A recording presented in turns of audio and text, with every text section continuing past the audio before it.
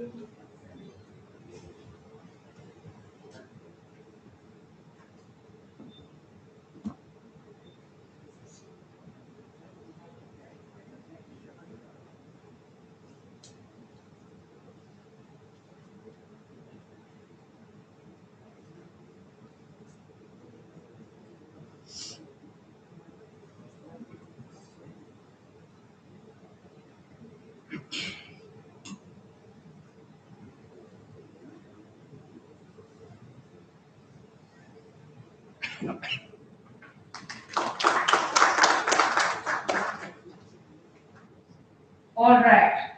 With that, it's time to go to the hero of today's program, which is not you, Dr. Verma, before you get start beating your age for it. It's the book that you've put together.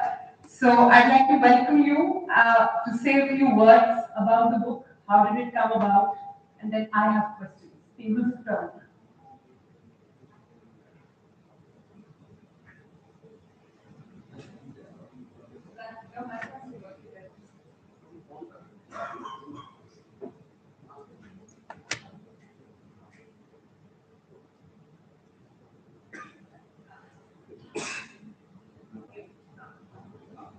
Hello.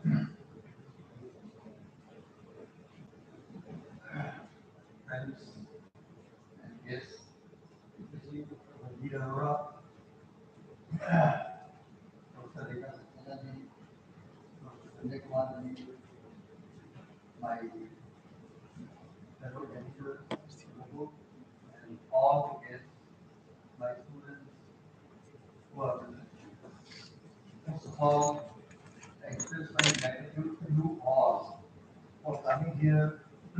It's very difficult to come from Kanpur and organize a function in Delhi. Had it been Kanpur, things would have been different. But some of my friends said that why not do it at Delhi and have the benefit of input from some scholars over here who are internationally renowned now. So we could not resist the temptation of doing that and requested and they very kindly accepted our request. So I express my sincere thanks to you also, Madam, on my own behalf, on behalf of my Central Center for the Study of Society and Politics. Before I talk about the book a little bit and how this book at all came out, let me first introduce my center a little bit. Who is CSSP? What is this CSSP? I retired, I should not use the word retired. I completed my stint at Christ Church College, Kanpur in 2015. So it was almost 11 years that I have been out of the college, but not out of academics. And when I was, in fact, working in the college, way back in 2003, I visualized that after retirement, something should be, I should be doing something just to keep myself academically, engaged without leaving Kanpur. And in 2003, we opened our research center in name of Center for the Study of Society and Politics. But I kept on doing my all academic activities on the banner of my college. Of course, I used to take pride because some very big names like President Amit Dowal, everybody would know, Ian Chaturvedi, and Motilal Nehru, they all came from Christ College, and I refused offers from several foreign universities only to be with Christ Church College. And Imran Abraham, he was Korean, and when I joined the college, there was a celebration over there in the college in which the Vice President of India had been invited earlier, probably, and he said that when recollect my best students, none around stands at the top of the list. So that was the time of Christ's college. In that scenario, I joined Christ's college, and I was extremely contented teaching in Christ's college over there. So whatever I have learned, it is through the students like Saurabh and so many other Pradeep who are sitting here, he is in London top, and so many other my students who have come here to join the competition. So I am very grateful to all my students who have taught me instead of me teaching my students. The real teacher really learn from the students, and that is a fact. That is true. Every good teacher would probably know that, and I am really fortunate that I learned a lot by teaching my students. So in 2003, this research center was conceptualized. We registered it as a society. But when I left the college in 2015, then gradually we started doing something a little bit in this forum, that is called CSLT. And for the last 3-4 years, we have little bit picked up. There are two main reasons why we started this. Number one, whenever I went abroad, including Harvard, I saw that most of the academic activities, most of the talk about Indian or Asian thing, centered on two states. One is the UP and the second was the Tamil Nadu. Most of the foreign universities, they would say Center of South Asia. When I was invited with Harvard, I found that it was just South Asia in the name. Most of the research was over there or education, they are never going to invite these researchers from UP or Tamil Nadu. So I saw a huge interest in the politics of Uttar Pradesh.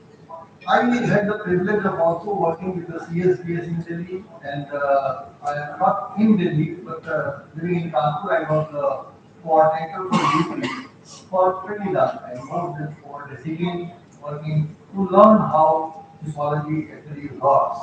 And I was thanked that whatever my little bit ABCD of typology is with me, that is because of my working experience at CSBS.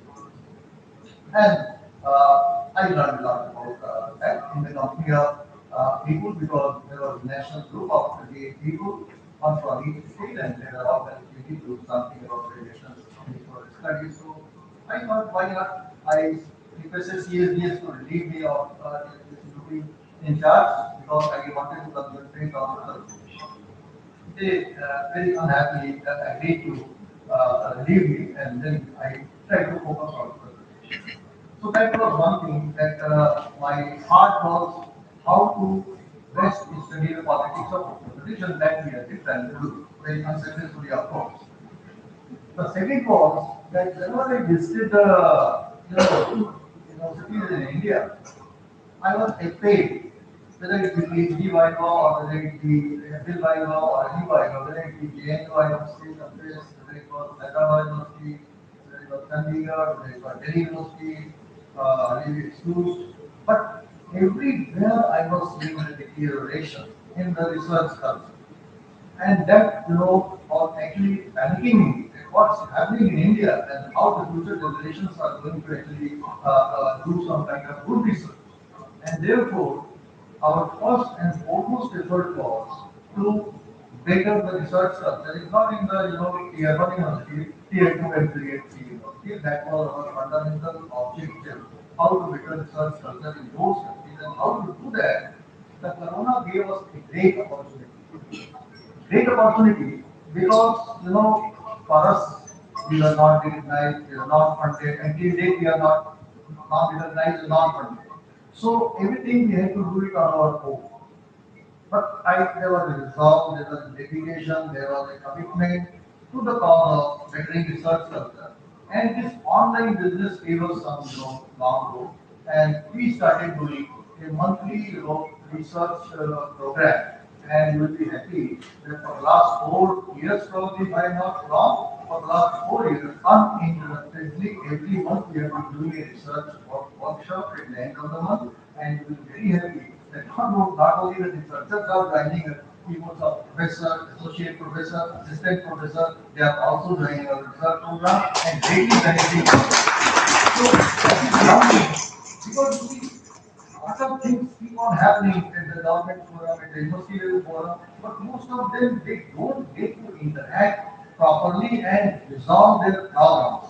And our dedication is that we should give an opportunity to the participants to get their research problems resolved. And that's what we are doing. And that's why we try to locate the best experts in the country. Through fortunately, it is very easy nowadays because everything goes online. So we request them and they agree to it by request, and then every month we do 8 hours research program, and that has been greatly benefiting the participants all over. And I must say that we are fortunate that in spite of not being recognized, in spite of no infrastructure, in spite of no funding, we have been able to train more than 3,000 researchers in 3 4 years. So that is a silent word that we do not believe in promotion and advertisement and this and that. In this line, since I was working in the election field, we have also been doing electoral studies without funding on our own. Now we have been doing 2 3 empirical studies, and you will be surprised that because of my technical know-how and other learning that I had in the CSDS at that point of time, we like to replicate it in Uttar Pradesh. And you will be surprised that our findings, our empirical findings, they were absolutely on top. And that amazed me that if you really work hard, money is no consideration. Result, my students are my property. We send our students to the field, don't hire the market people. We send our students to the field and tell them that just be honest, don't do any wrong thing, and do your honest work, and they report us. And for the 2 3 years, we have been doing that. In this preceding Lok Sabha election, again, my team is here, and I will just introduce my team to you before I move further. We did an empirical studies in Lok Sabha elections in Uttar Pradesh, which was so, important to the whole world. We did 2 studies. One is report called January to March, the elections were not declared, and the second was from April to 1st of June, that was the last year. We did 2 studies, and to our utter surprise, in the pre-poll studies, the BJP government, and we focused only on Uttar Pradesh, the BJP government in Uttar Pradesh had an approval rating of 60%. Prime Minister had an approval rating of 60%. But when we did our post-poll study, the rating dropped by 20%. That means BJP approval rating dropped to 40%, Prime Minister's approval rating dropped to 40%. So one research question which immediately came to our mind was that what something has gone terribly wrong during the process of electioneering. Because had there been anything seriously against the government, that should have been reflected in the data from January to March. But that was not reflected. The approval rating was pretty high, 60%. So what has really gone wrong in the post poll, that is during the process of electioneering and the election campaign, that we were trying to figure out. And what we figured out was very, very interesting. And let me share with you what we our findings were. The finding was that the charge of our, requirement or aspirations of the BJP was the real calculative terms, because the BJP was probably took it very jokingly, the charge of power, this and that. But the opposition took it very seriously in Uttar Pradesh, and they created a narrative. Of course, that narrative was only UP specific. It could not be a national narrative, of course, because if I being a national narrative, the scenario would have been very different. But since there was no other option in Uttar Pradesh, and the Congress and the Samajwadi Party, they were in a coalition, so they concertedly raised a narrative, and the narrative was that why should the BJP be wanting 400 when they are jolly well doing 300 power? And they created a counter narrative that the BJP wants Charcoal Park because they want to demolish the constitution of Baba Ambedkar, and they want to abolish reservation. This was the narrative which was not, and there were so many other issues, of course, but this was the central narrative. In elections, this is my understanding that you may say intellectuals scholars may find hundreds of reasons for victory or defeat, but there is a central narrative that works very well, and that should be a teaching for the political parties that you may not even raise so many other things, but there should be a central narrative to either win or lose. And BJP was, a victim of that narrative because they could not defend. They did not do anything seriously out of this narrative that, why they should be leading for this power. There were so many guarantees of Modi, but there wasn't any guarantee that they will not abolish the constitution and they won't abolish the reservation, abolish the reservation. So this made very high, very price. And because of this, two chunks. One chunk is the Dalits, because there was panic that the constitution of Baba later by the policy, and there was another chunk of people or segment, social segment that was the OBCs who thought that the reservation might be another, and therefore these two segments moved very substantially towards the only option available to them, that was the non-BJP option, that was Congress, SC Congress. That made the most damaging difference to the BJP, and you will be surprised that in spite of that, the interesting part is that in spite of that, the BJP's vote share was higher than the Congress and Samajwadi vote share put together. This is something the mystery of first past the post system. So BJP is not down and out in the first place. They still retain, the NDA still retains, the BJP still retains higher vote share than the Samajwadi Party or the Samajwadi and the Congress put together.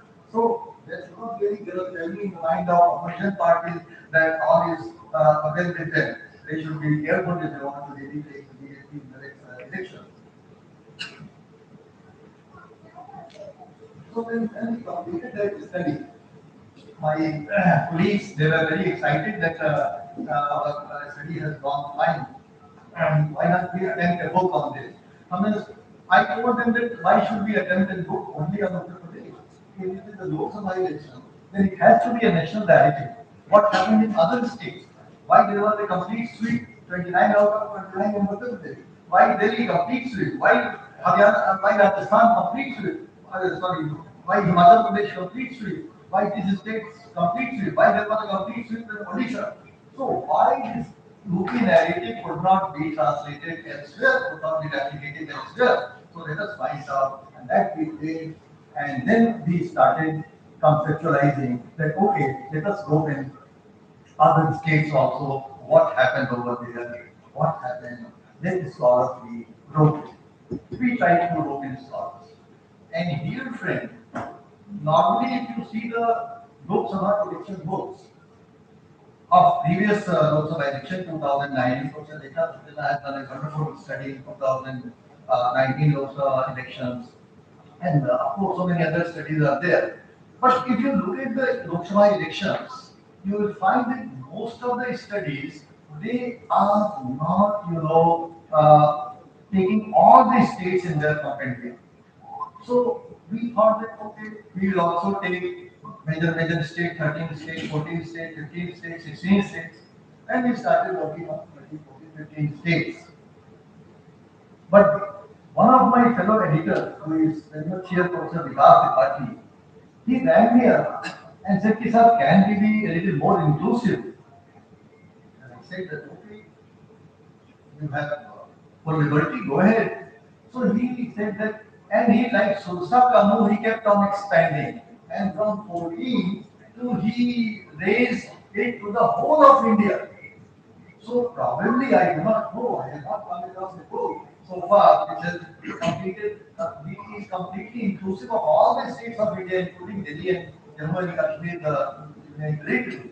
So this book, the first important aspect of this book is that whatever the merits of the book, that you will form opinion only when you read the book. I don't claim anything about it because that's not the sole authorship of mine. Individual authors, they have to be credited or blamed for that. But one thing is very sure that we try to be inclusive. The first important aspect of this book is that it is an inclusive approach to not only take the major states, but also small states, including the states of non-major. That is one.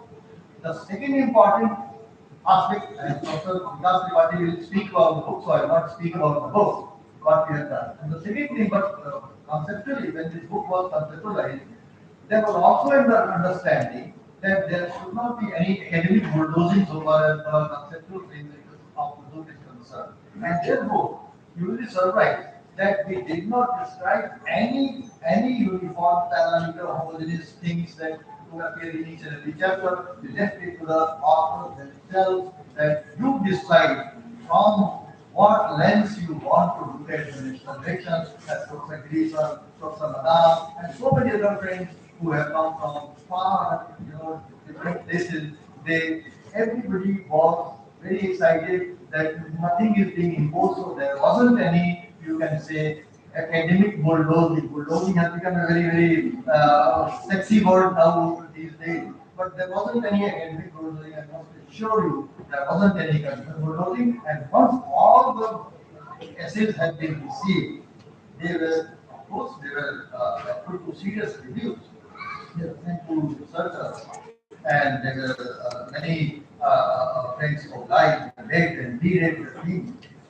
And at the last moment, you will be surprised that the essays from Tamil Nadu and the essays from Gujarat were completely rejected by the reviewers, and that created a great problem for us because tomorrow.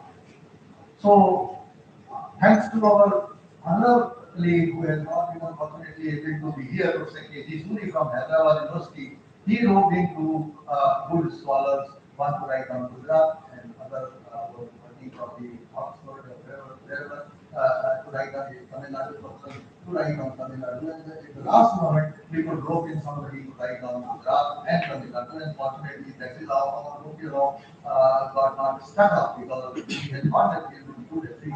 So even then, we sent our book to 8 international reviewers: France, Netherlands, Singapore, America, and some other countries, and got reviewers to understand whether this book is published or not. And they were happy. They said that my go ahead, it's a good book, good attempt, and you should publish it. Now the third problem is that most of the good publishers, which we say these days are very well known, very good publishers, everybody would like to get their books published from those publishers. These publishers normally take 2 years, now minimum 2 years to publish your book, and the book can see the light, and we can't wait so much. And therefore, thanks to my colleagues, thanks to my friends and my team, they said, sir, can we do it ourselves? Because some of the books, you will be surprised. I was reading a book on books by edition which has appeared in December last year, one books of edition, had some systematic schemes and some other things, price 13,800 something rupees. Who will purchase a book of 13,800, and there wasn't any paper copy, there was only a hard copy. So we thought that why not publish this book on our own and see that it is meant for the common man. A common man must study. It is Lok Sabha election. We don't want this book to be destined to a library only shelf. No. Can a common person, can an ordinary student, can a common man, a teacher, a leader, a scholar can purchase this book, and therefore we price it very good.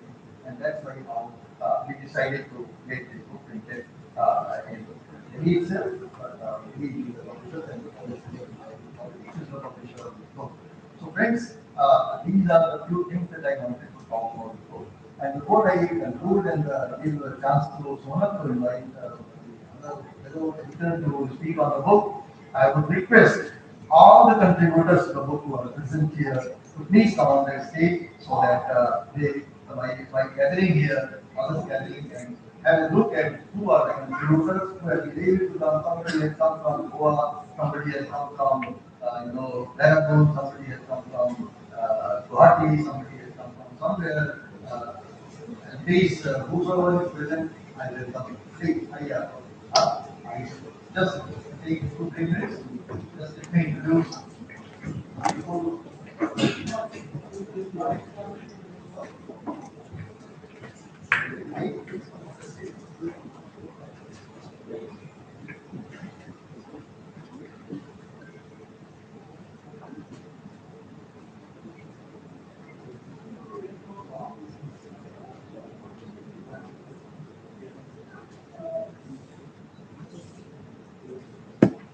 मेरी गुजारिश होगी कि आप लोग एक एक minute आगे अपना नाम बताइए और बताइए किस Uh,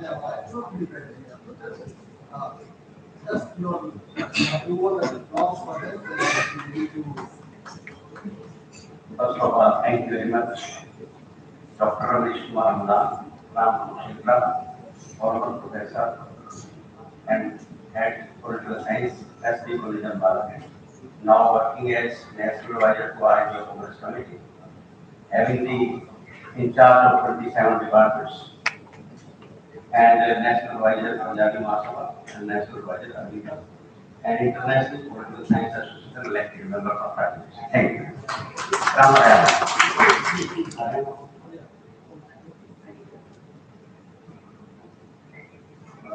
Thank you, sir. Myself, Professor Sanjay Kumar, and at the same time, National Coordinator of CSSP, and written the article with A.K. Verma sir on UP.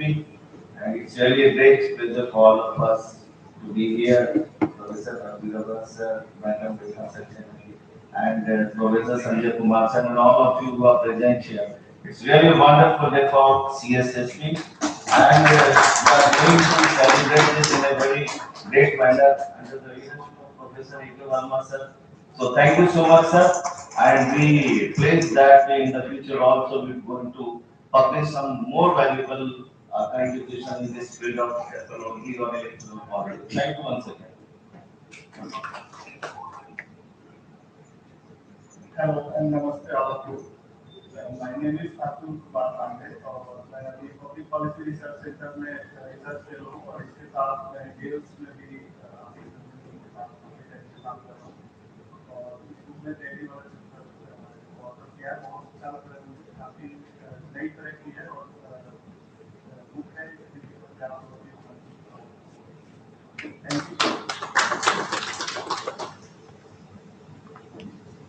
नमस्ते डॉक्टर कुमार मेरा नाम आशीष रंजन है और मैं कोशिश कर रहा हूँ अतुल पांडे जी के साथ सेक्रेटरी के ऊपर लिखा है थैंक यू नमस्ते एंड गिरीशन active member of organization National National Development article on job decoding the process analysis.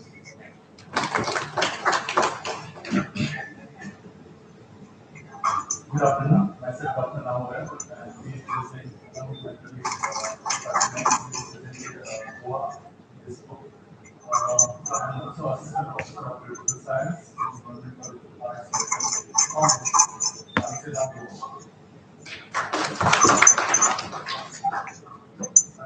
Hello everyone, I'm Prakshita. I'm from Goa.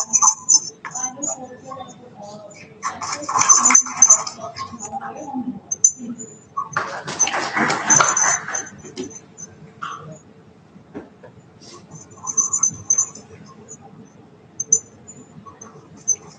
मैं डॉक्टर संध्या चतुर्वेदी इलेक्शन 2024 लोकसभा चुनाव इसको मेरा पेपर सर्वेक्षण है और उसमें मैंने फोकस किया है उन पर इलेक्शन रणनीति और वोटिंग प्रिफरेंसेस के संदर्भ यदि कि मैं बैंगलोर में फिलहाल रहती हूँ पर मैं मूलतः प्रसारक से ही हूँ और कानपुर जेडीवी पीजी कॉलेज में मैं पॉलिटिकल साइंस में प्रोफेसर थी और मेरे लिए बड़ा चैलेंज था कि जर्मनी में पैराग्राफ पर लिखने के लिए कहा परंतु मुझे बहुत रोचक लगा वो स्टेज और मैं आभारी हूँ कि मुझे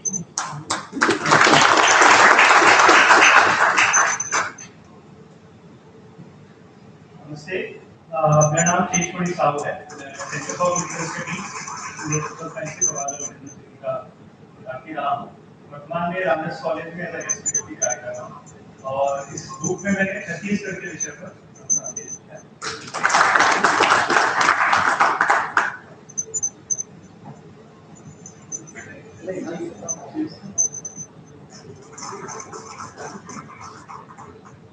नमस्कार भारती शर्मा देहरादून से फिलहाल आई हूँ प्रैक्टिकल यूनिवर्सिटी में पढ़ा था तो मेरा पेपर है वो हिमाचल प्रदेश इलेक्शंस में जिसमें मैंने ये बताने की कोशिश की है कि किस तरह से ये पूरा इलेक्शन हिमाचल के लिए उस तरह से सरप्राइज नहीं था जैसे शायद बहुत सारे राज्यों में क्योंकि लंबा समय हिमाचल में रहा इसलिए काम मेरा हिमाचल पे Otherwise, वर्तमान में उतना नहीं किया जाता।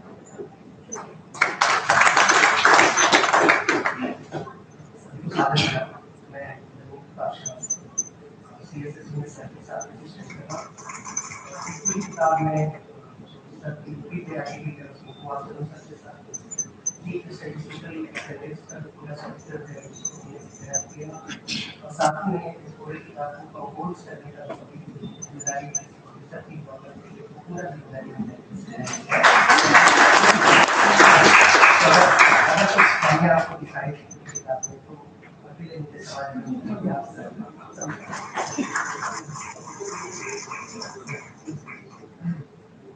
तो फ्रेंड्स ये हमारी टीम की पार्शियल होगी there are 97 contributors to the book तो ओनली हम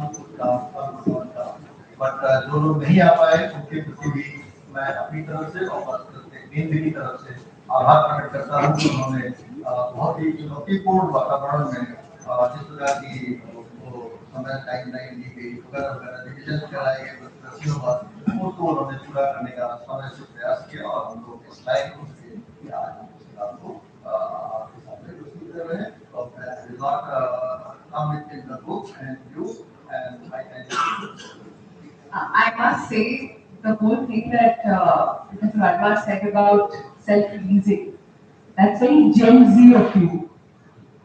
किसी का वेट नहीं करना है. If you like the book, you're confident about what you're doing, you'll self-release. And I think that's the motto of the day. On that note, I think it's time we can all rise up and we can release the book. Yeah.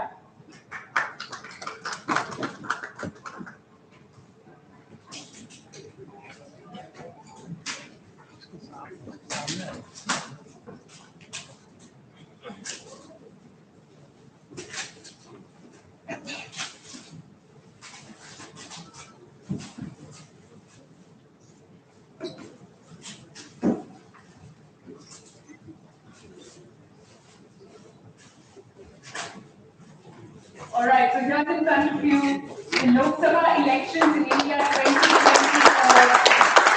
Union Delhi state and national politics. A.K. Verma faces Puri के साथ.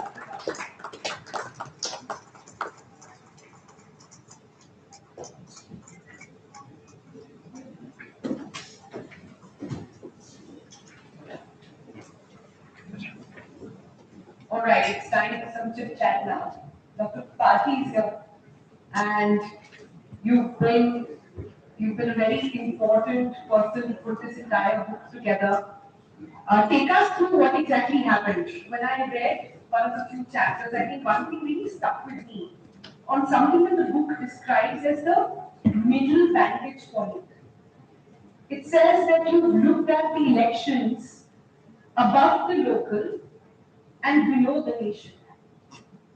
Because the book looks at not just centralized issues, centralized narratives, but local issues and local narratives as well. So explain to us what is this middle vantage point that you try to give?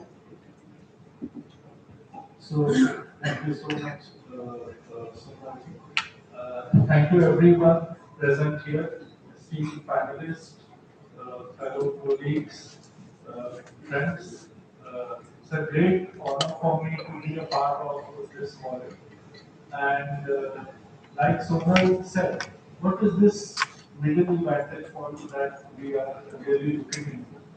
So when Professor Verma was talking about UP election, he said that the election changed a lot midway. And you could see that the vote share of BJP was somewhat did not decrease to an extent which was reflected in the result. And you have states like Assam, where you see that BJP has been able to maintain its dominance and rather deepen its dominance. So how do you present a volume where you are able to present arguments that brings all the states together? Because this election, this 2024 election was an exceptional election, a watershed moment in Indian politics where you find that a single argument is really inapt to explain the variations occurring across all the states. So there was 2014, there was 2019, where you could see a highly nationalized campaign, and there was national factors you could attribute it, to it, and then all those states that deviated from national trend or national pattern, you could call it a kind of regional resilience. But in the case of 2024, these linear explanation was not working. And then we saw that, what we really, we don't need to really interpret the 2024 as a moment, but we really need to go deeper and kind of conceptualize how voting behavior, leadership, and political उसका authority remote है ना पास can इसे behave घुमा लिया in a system where neither union nor state can be the primary factor for electoral variations. And then we add this idea of mutual engagements, which is about that so long you see a lot, there is an overwhelming dominance of writing that talks about taking states and मुझे क्या कहना है? Sir से phone मांगना है बाद में कभी करेंगे बीच में एक बुक कोई सीधी सीधी लिख दी देखिए यहाँ पे कोई दिख नहीं रही ना यहाँ पे बुक सीधी सीधी रख दी there was this, there was this thing that state are somewhat, the aggregation of state level election are really resulting in the national trend. But that was not the case. In 2014, we see what Sudhi and Subrata my friend Rahul calls a kind of nationalization of election has taken place. And 2024, in that sense, has not depleted that trend of nationalization. Nationalization has remained. It has not, it has not erased state diversity. And thus, we need to understand this interplay between the union and the state. So there is foreign policy, there is leadership factor, there is welfare beneficiary politics, which are having an impact over elections. But they are not having an even impact. State, state as a site is equally important in either diluting these nationalized factors or adjusting or accommodating these factors, and wherein the centrality of alliance does come into picture. And then when we look into the data, electoral data across states from Kashmir to Kanyakumari, all the states and union territories, we said that if you see the party behavior, you see three trends. One is the highly nationalized trend wherein the domination of national party is more than 75%.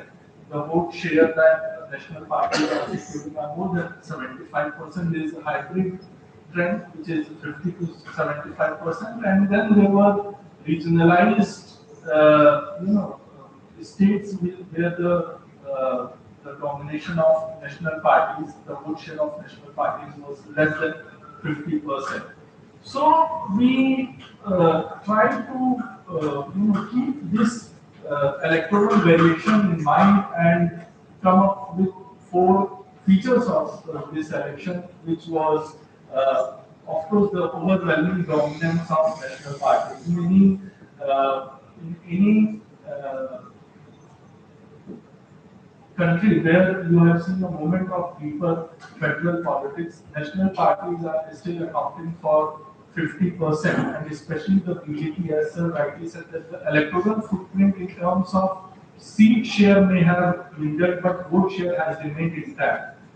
This particular thing also had a casting impression over the politics that took place after 2024, where you could see that this mutual embeddedness, this interplay between union and the state was utilized by BJP to unleash its dominance across the states, starting from Maharashtra to Jharkhand to West Bengal. So even in West Bengal, you could see that BJP witnessed dip in vote share and seat share, but it could emerge as a national party. So there was this national parties are one of the dominant features in this election. Second was the role of regional parties, and we have to be, very. Uh, when we talk about any election, and we say that Modi factor, for instance, when I was looking at Northeast India, generally an impression, and I have authored this chapter on Assam and Northeast India.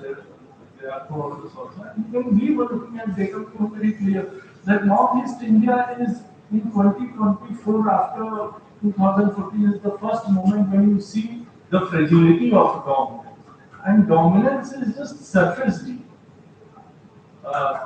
Dominance is not of an extent where you could see that like Madhya Pradesh or also reason and the real reason is the way regional parties played elections in those states.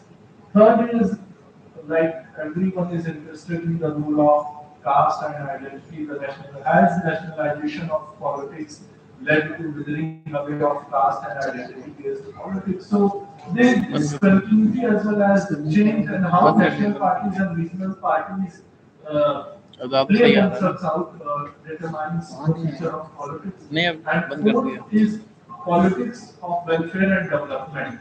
And like you know, in 2009, there is this comparison. In 2009, when Congress returned to power, there was this argument that, and there was this study. I remember reading this article by James Yeager and all, where they said that this Manrega has acted as a catalyst.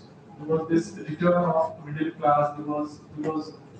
And this welfare and development aspect was one of the major factors for the for the return of Congress. But 2014, the argument was never developed in the vocabulary of development or welfare. This welfare and populism came back to Indian electoral discourse again in 2019, and it continued in 2024. But on its own, all these four features are not they cannot explain the features on their own. For instance, you cannot say that the deviations or variations are because of only electoral populism. Suri has written a wonderful article on Andhra Pradesh, and the hypothesis is why welfare based populist mobilization failed to pick up for YSR Congress. So that is where we need to look into four factors and establish a sort of triangulation to arrive at what really, how election really changed and why this election was really a watershed moment in India's electoral politics, and what you see the trend in after 2024, how BJP with the depletion in its vote share is able to maintain its dominance. Then we go to this idea about how BJP has been able to develop a kind of asymmetric federalism. Some issues which were of prominence for union politics, like citizenship. People, do you remember in India people voting for citizenship in any election before 2024 or after 2024? You seldom come across SIR, citizenship. If you see in last 2-3 years, people are voting on issues which are of national importance. They are not voting for foreign policies. They are voting for issues which are of national importance and directly relate to federal politics. So these have antecedents in 2024 election, and then we divide our volume into, when we talk about speciality and temporal dimension, then we divide in 6 regions: North, East, West, South, Central, and Northeast India. And of course, the North India was rebalancing power. I'll not get into details because we have seen the speaker, so I'll just conclude. You can read the book. अगर पूरी trailer में ही पूरी future दिखा देंगे तो आप गोविंदा का dance कैसे देखेंगे? Thank you so much. Thank you. Govinda College. No, but let me come to Professor Sanjay Kumar next. So, Professor Sanjay Kumar, I think what I'm taking away from Dr. Tripathi's talk and his points he made is also that there is some kind of renationalization that has come there. Nationalization of electoral politics has not erased state diversity. Would that be fair to say? To say that national forces operate through maybe local channels, and equally local contexts are shaping up national interests. Both seem to be coming through at the same time. Uh, First of all, thank you for inviting me for this book release and a little bit of discussion on the book. And why I say a little bit of discussion, because I must confess that I have not been able to read the book fully. And as someone who works on data, etc., I first look at the data and then read the text, because my own sense is that what the text flows from the data in a book which is on elections, because in election data is important, numbers are important. But now, to come back to your point, I fully agree. And why do I agree? After 2024 Lok Sabha elections, wherever I delivered some lectures, etc., the big question which was being asked, and this is connected to what you asked this question. So why did we see different results in the two states which look very, very similar? So UP and Bihar. If you look at the verdict of UP, regional forces become so important. I'm talking about the verdict. And if you look at Bihar, the BJP did so well, the NDA did so well. And these are states look like more or less the same, in the heartland state, etc., etc. If you look at Bengal and Odisha, so in Bengal, the regional party is still full grounded. Trinamool Congress did much better compared to how it performed in 2019. BJP's performance was worse than 2019. 18 their seats came down to 12 in 2024. So why is this different? The difference is why a lot needs to be discussed about that, but this is an example, and there are two more examples at this moment. Rajasthan and Gujarat. So Gujarat, yes, there was a setback of the BJP for one seat, but Gujarat still a dominance of BJP, massive dominance, more than 50% vote. But Rajasthan, BJP suffered a setback. When I say setback, this is compared to 2019 Lok Sabha election. Compared to 2019, they lost 8 or 9 seats in Rajasthan. And these two are contiguous states. Delhi and Haryana. So Delhi again a clean sweep by BJP, 7 out of 7. A regional force was very strong. Aam Aadmi Party very strong. They had defeated on the BJP, the big national party, few years ago, and so even after, not even after that they were defeated, but below the 2015 and 2020 assembly election, Aam Aadmi Party registered massive victory. But Lok Sabha election, BJP did so well in Delhi, but in Haryana they suffered the setback. If we look at these four examples, I think this is an indication that both the forces were moving parallel in these elections. Regional parties were holding on, so regional issues were dominating in many states, many constituencies, while in some states the national issues, the national parties still were able to maintain the dominance. So I agree that both the forces were going parallel as we look at the state-wise disaggregate, and this was truly a election, and this is mentioned in somewhere in the book also. Kind of an aggregation. This was not a national election in a way. It is an aggregation of state level verdict which actually produced X number of seats for national parties and regional parties. All right, that makes it very clear. Thanks so much for that. Let me bring in Professor Rekha Saxena. Yes, absolutely.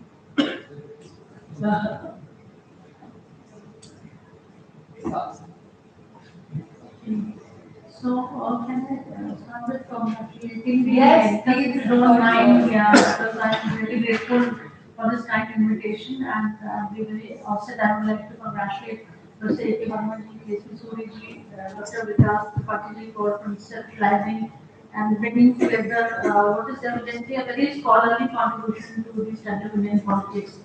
And also, I would like to take this opportunity to congratulate Center for the Study of Society and Politics for publishing this volume and all the contributors who have researched, and making it a very enriched volume.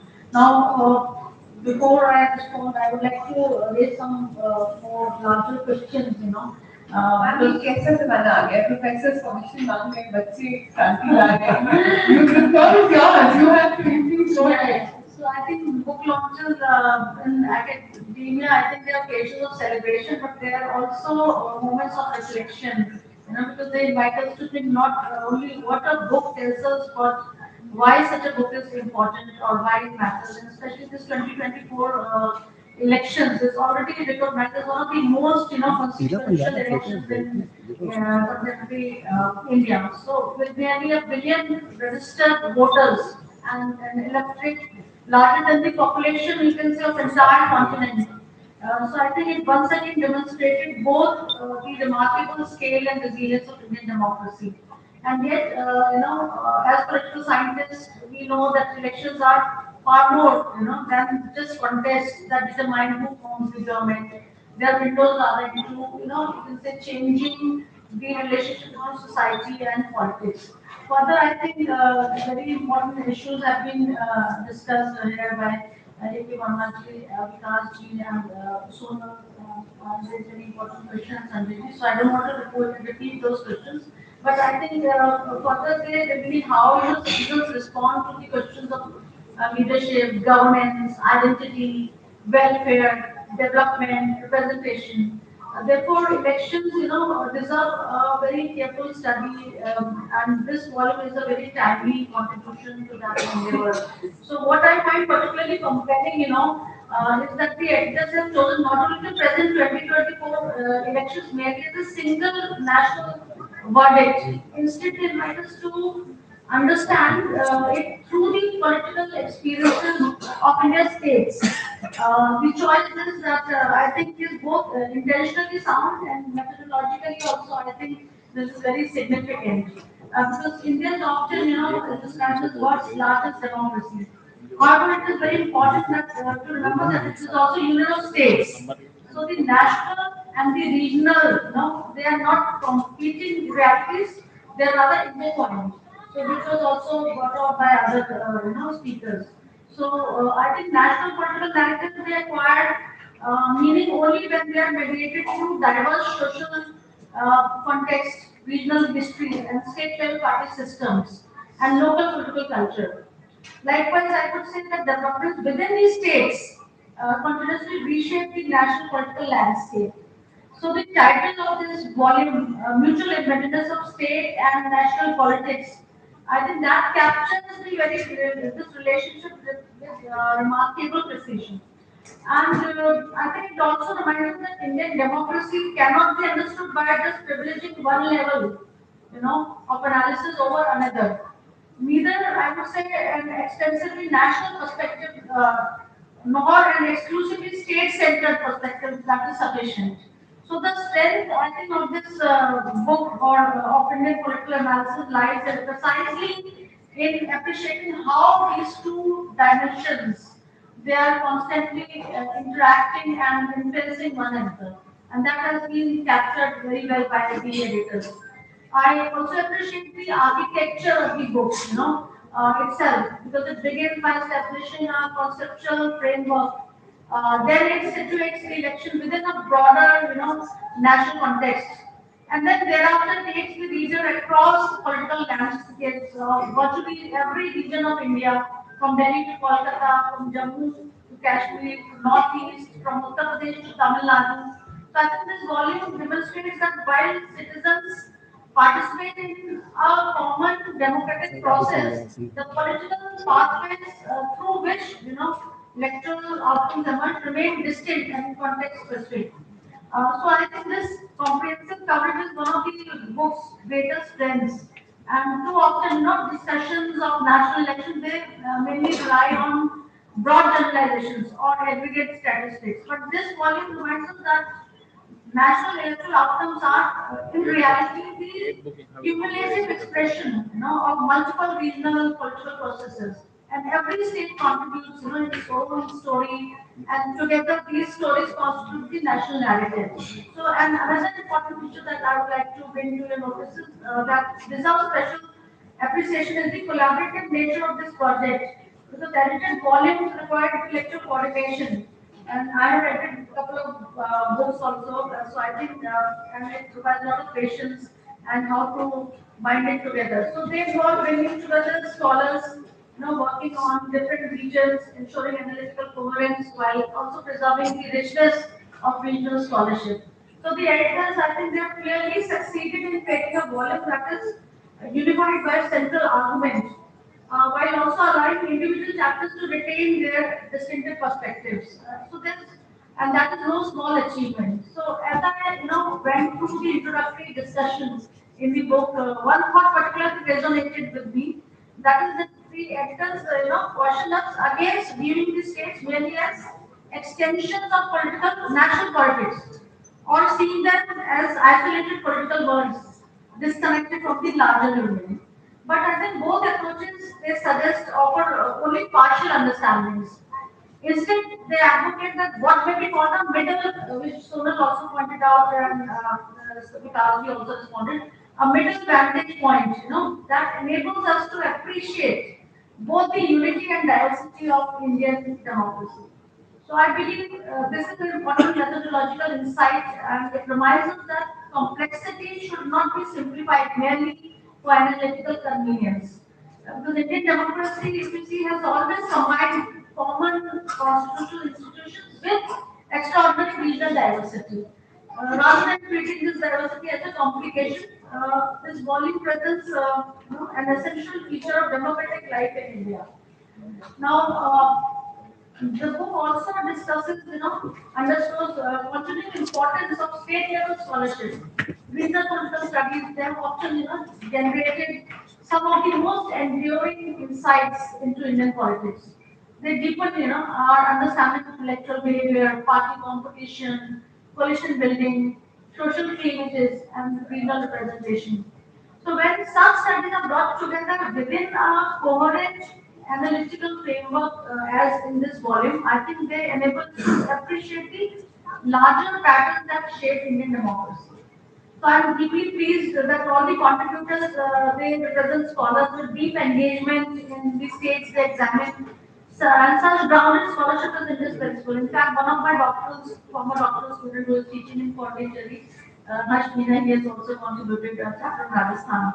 Now, electoral data is very important, and Sanjay Ji has been doing great work there at CSBS. So that may reveal outcomes, but understanding why those outcomes emerge requires familiarity with the historical, with social and political context, within which citizens make electoral choices.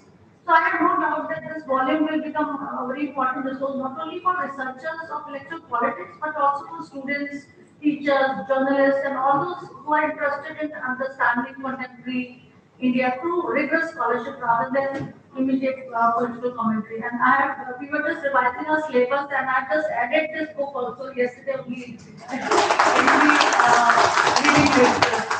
And I think this book will continue to be consulted long after the vacancy of 2024 elections that was created because of its contribution. I think that lies not only in documenting an election, but also in offering a framework for thinking about Indian democracy itself. Now, I would also like to, I think the greatest strength of this volume therefore lies in this idea of mutual embeddedness, that national and state politics are not parallel processes, but continuously they shape one another. Further, I think this book reminds us that a Lok Sabha election is never merely a national election, but it is an aggregation of multiple state level political contests. Moreover, I think the classification of states into nationalized, hybrid, regionalized party systems that provides a very useful analytical framework for understanding this evolving party system. So the volume demonstrates that federalism is not confined to constitutional design, but federalism it is equally reflected in electoral competition and voter behavior. So I think despite the expanding reach of national parties, regional parties remain vital because they continue to articulate state-specific identities and aspirations. And the essence in the volume show that welfare, caste, leadership, identity, do not operate in isolation. Electoral outcomes emerge from their interaction. So, and the talking about the methodology of the book, I think it successfully combines a very strong conceptual framework with rich state level, empirical studies, making it both theoretically, sound and empirically grounded. So more than an account of just being of the 2024 election, I think this volume offers a framework for understanding the changing nature of India's federal democracy.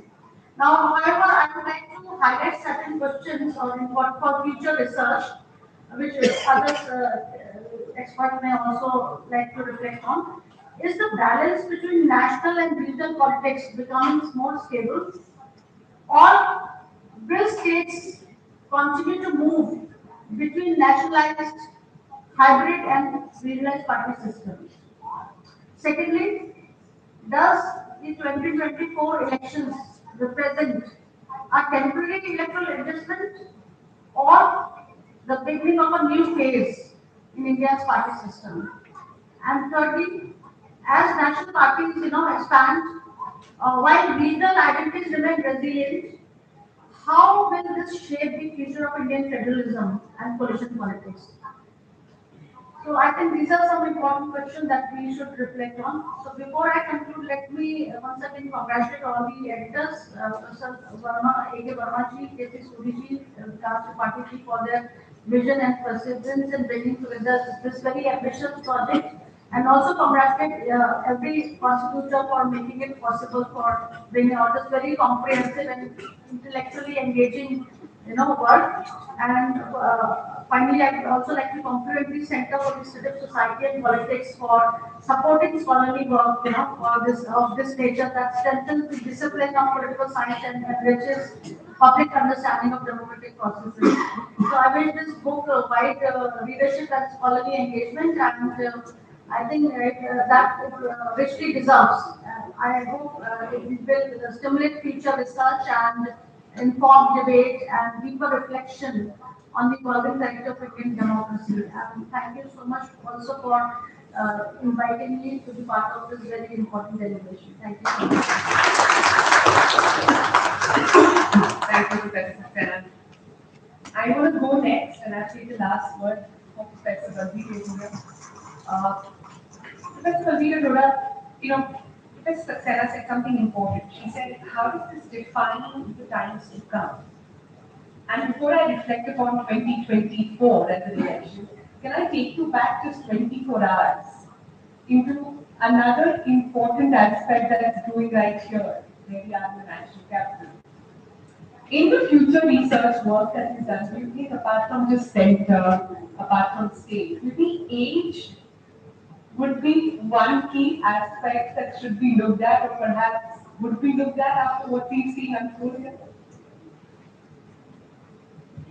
Thank you, Chantal, for this question and for raising the issue that a lot has been said about the book, and I would add my words of felicitation and congratulations to the editor, Vermaji, and his team, and to all the authors who came in.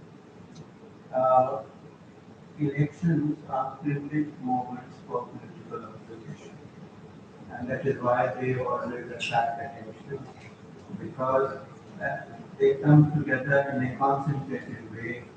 The period of campaigning is specified, and the parameters, the manifestos. What you are asking me is about another question, which concerns, on the one hand, generations in political life, and that has been a subject of study in political science, where you look at generational shifts. in the way in which politics is viewed and in the way in which problems are viewed, partly linked to the fact that the problems themselves change with time and generations face different problems. So I think it is important. So it is important for three other reasons that I would like to spell out, and thank you for bringing up this question, because we lived through a very important political event in the last 24 hours, something that was being forecast as not possible for a variety of reasons, with all very good reasons, and then suddenly the impossible becomes possible. As students of politics, it is our duty to try and explain, on the one hand, and on the other hand, to try and draw lessons for how we observe politics. I think one thing that I would draw as a lesson is the pre, post, and during definitions of politics. Electoral politics was and no way minimizing the importance of understanding the ways in which elections are fought and are conducted, because that is an equally important dimension. But also because when the electoral process itself tends to drag on for a certain period of time in terms of the post-electoral shifts in allegiances between parties. So I think that those hard and fast boundaries need to be revisited. The second thing is in the study, the shaping of public opinion. You have terms, you have influencers, you have, like when I was studying, there was a very book, a very important book that we were told to read called The Hidden Persuaders. It was all about influencing politics, political views, and so on.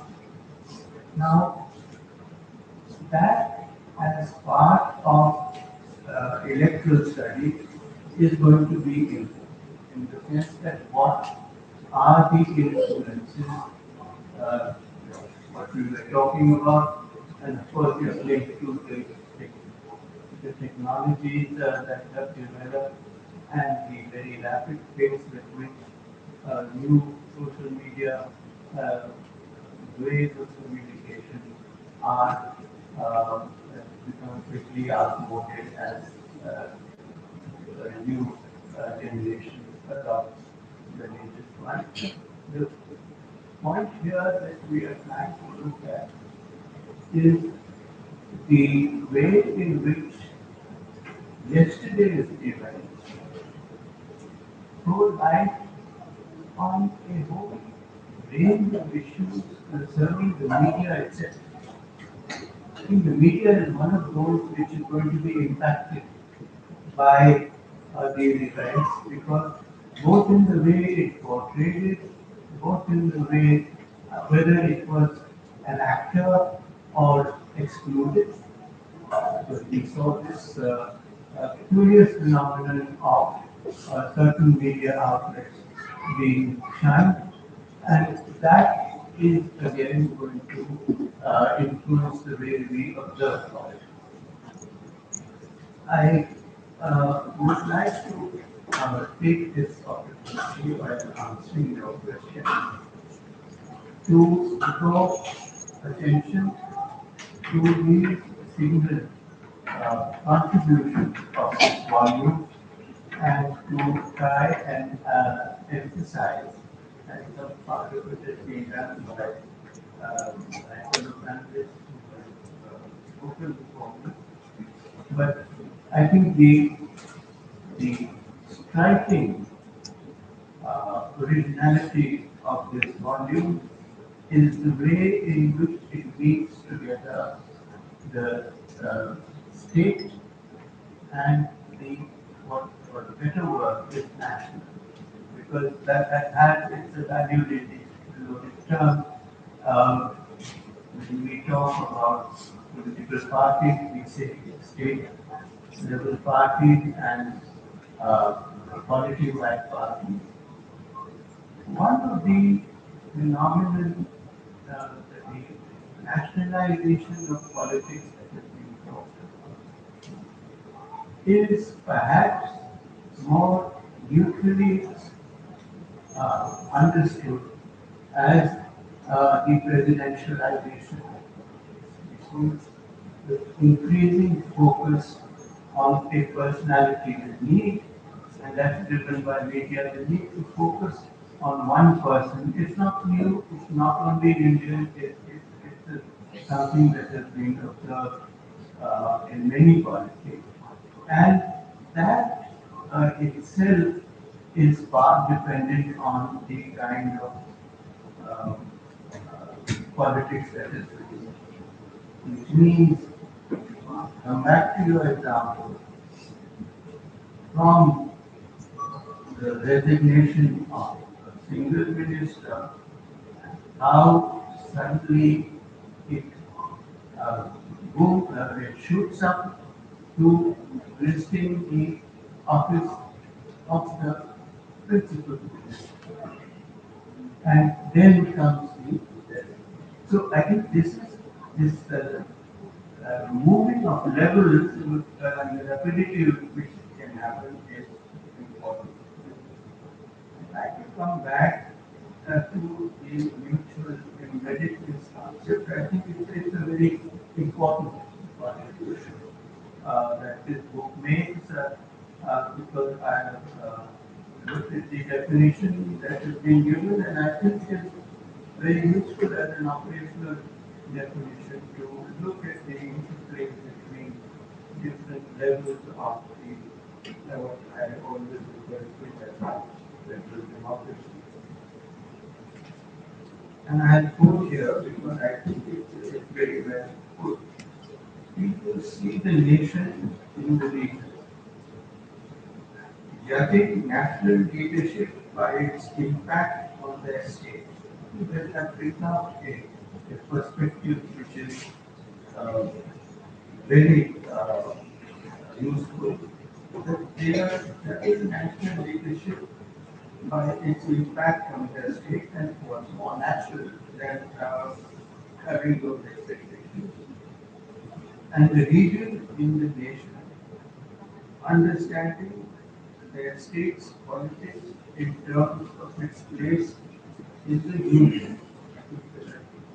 The shifting from nation to union was a very useful shift because I think we must remember that what we are looking at is the fact that these are states which make a federal union, and that is precisely the reason where one nation, one election makes no sense whatsoever. It's the idea that you could collapse these different thought processes and these different motivations into a single moment and somehow perhaps the judgments that are being brought about play into one single judgment which would cover all these aspects of mutual intelligence is, to my mind, totally misunderstanding the nature of our politics. So I think I'd like to make that very clear. I one more point that I would like to make, and I think that should figure into your discussions around this book, and I'm sure it's partly there, is the question of, as Faulkner said, the past is never dead, it's not even past. I think we need to constantly remember that we are grappling with a very fluid sense of time. The notion of time that that we were accustomed to when we have an election in the fact for 5 years and wait for the next one. That is over. We are in a state of permanent election. And that learning from the past uh, imposes another responsibility, is defining political change. But difficult thing for political analysts is to grasp what is changing and how much.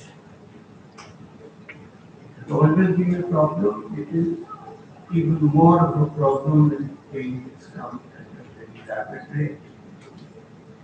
And in defining changes, I think detecting ruptures is a crucial.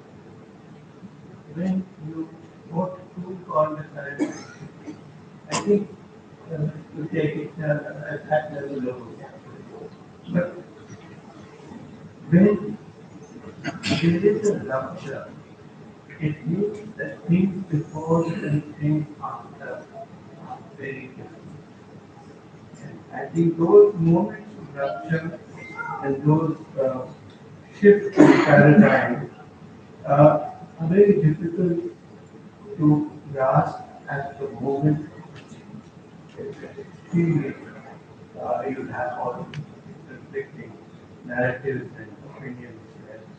But it is important to note, and especially those of us who have a long career in observing this body, that we started electoral studies and evolved until and count the years of the election. That today's study is something that is going to require revisiting and to be able to specify whether the change that has been captured in different states, that change constitutes the rupture or maybe more of the same. I think that question can be clear. So thank you very much. It's a great pleasure for me to be here in this hall on a personal note named after Mr. T.L. who I had to visit for him. And thank you for having asked me. Better Kapiya Lodai. With that, I'm keeping it open for anybody who wants to make a comment or has a question. I believe Karthik has one, so I can go to his person now. You all have mics in front of you, just press that on, please.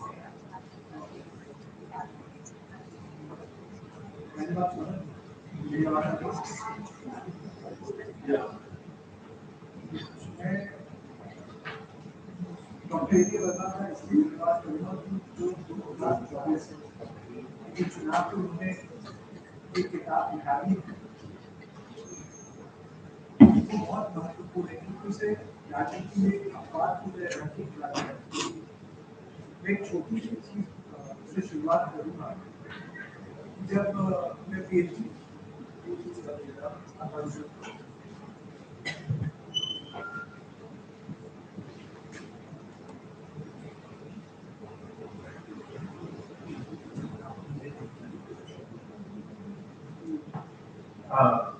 तो जब मैं PhD करना चाह रहा था तो मेरे साथ बड़ी समस्या थी कि मैं इमरजेंसी में पीएचडी करना चाहता था और जो लोग इमरजेंसी में थे वो सरकार में थे, मिनिस्टर्स थे।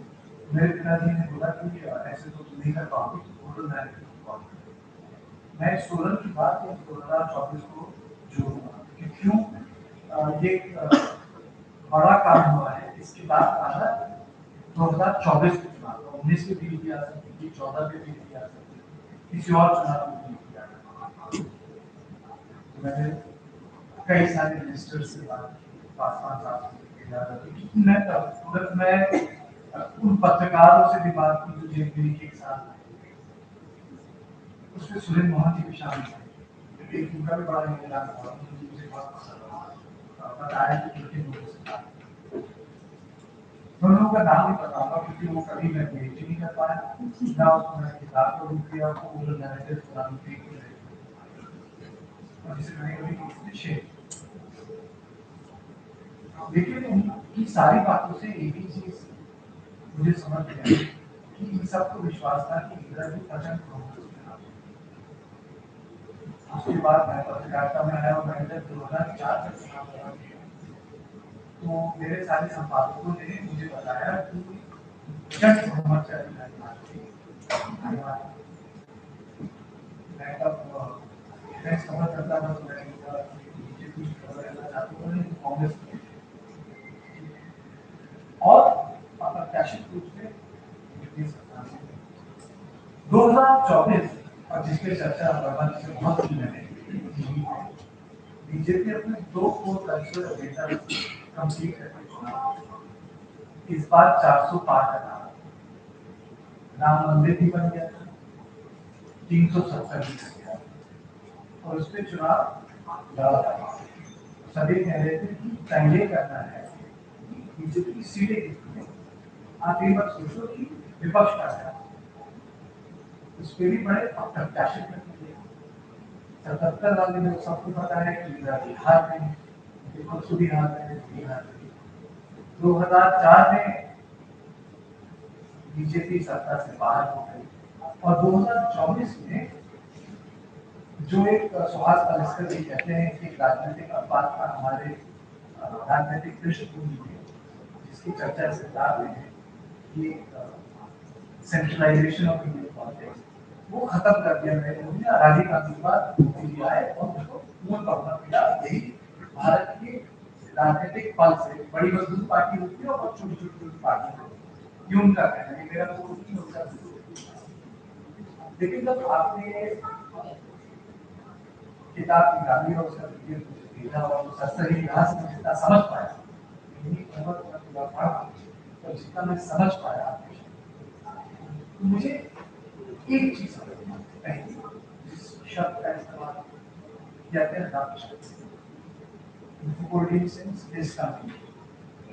और जो तुमने किया सरप्राइज, इसलिए मैं आपका बहुत धन्यवाद करता हूँ कि जो इंडियन इलेक्टोरेट का अप्रत्याशित नतीजे देने की आदत है, जिसमें जो कभी मीडिया नहीं समझ पाता, बुद्धिजीवी नहीं समझ पाते हैं, तो देश की जनता दे।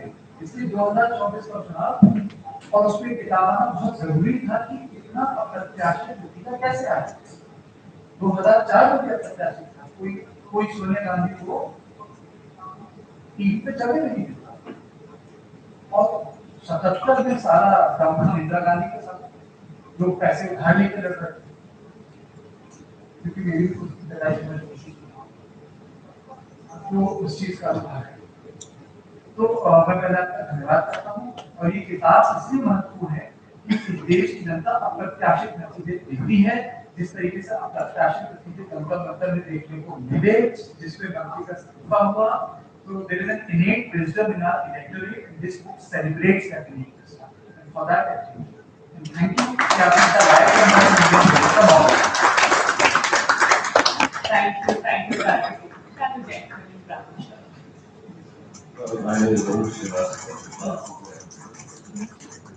Congratulations to team led by Dr. Verma for comprehensive. Well, I have not gone through the work, but I have 2 questions related to this, perfectly non-academic.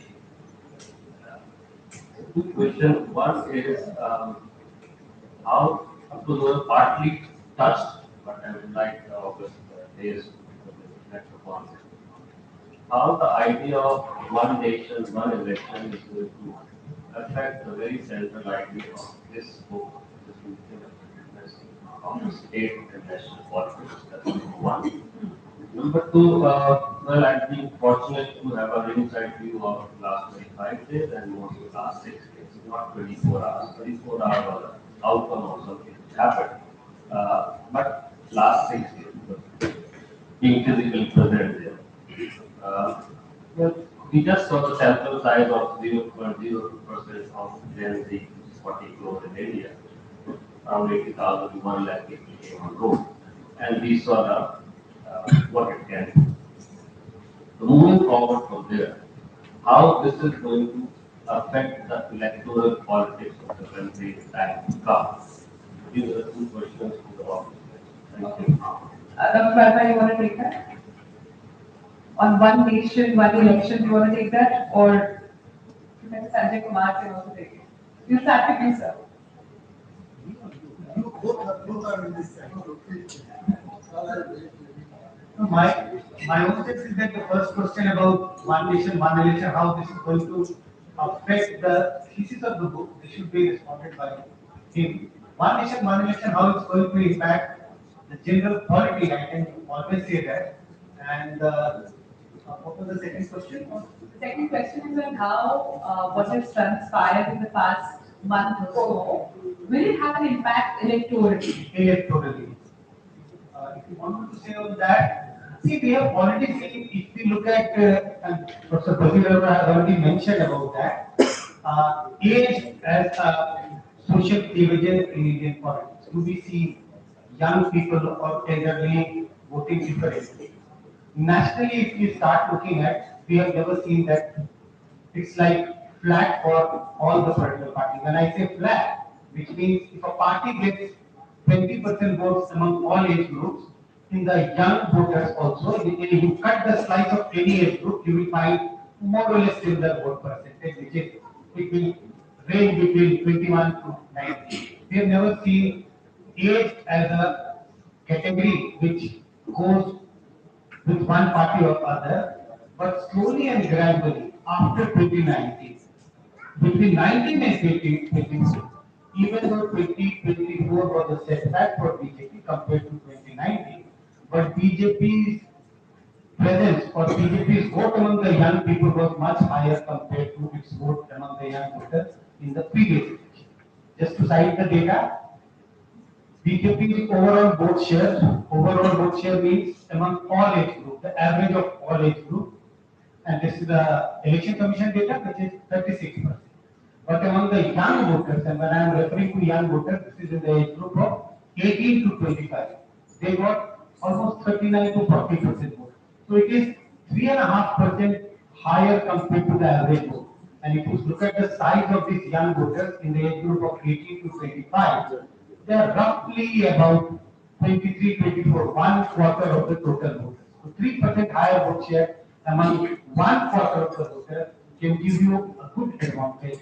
And you might say it should give them good advantage, but why seats came down? Because the vote share among other age groups came down. But if you look at the statewide factor, you must look at what has happened in Tamil Nadu this time in the assembly election. Exceptionally, very, very different compared to other states if you look at age and the voting pattern. Just to cite the data and then I will stop. I also have the habit of doing TV, so I do very small interventions. I'm really curbing my urge to interrupt and say something, but because you have Just one data and then I will stop. No, because Professor Santa is looking at me, so I'm back in class. कि भाई जो बोले सुनना है. Looking at you, but आप डर रहे हैं मुझे नहीं. ऐसे नहीं डरते. जिंदगी कहाँ डरते? So, if you look at vote by age in Tamil Nadu this time, assembly election. So, TVK got roughly 26-27% vote. But among the age group, if you look at the slice of 18 to 23, 24, they got 60% vote. Exceptionally high. So, it's a classic example if somebody wants to look at is age a factor in Indian politics? Look at Tamil Nadu, and it's a fantastic election to watch, or fantastic data to analyze if, age and voting patterns. Yes, I've stopped. Professor Verma, your point. The first question he had on one nation, one election. One nation, one election, and its neutral and readiness. First of all, is there any distinction or segregation? Yeah. Uh, I think if you remember, the first four elections in India were one election, one election. 1951, 52, 57, 62, and 67.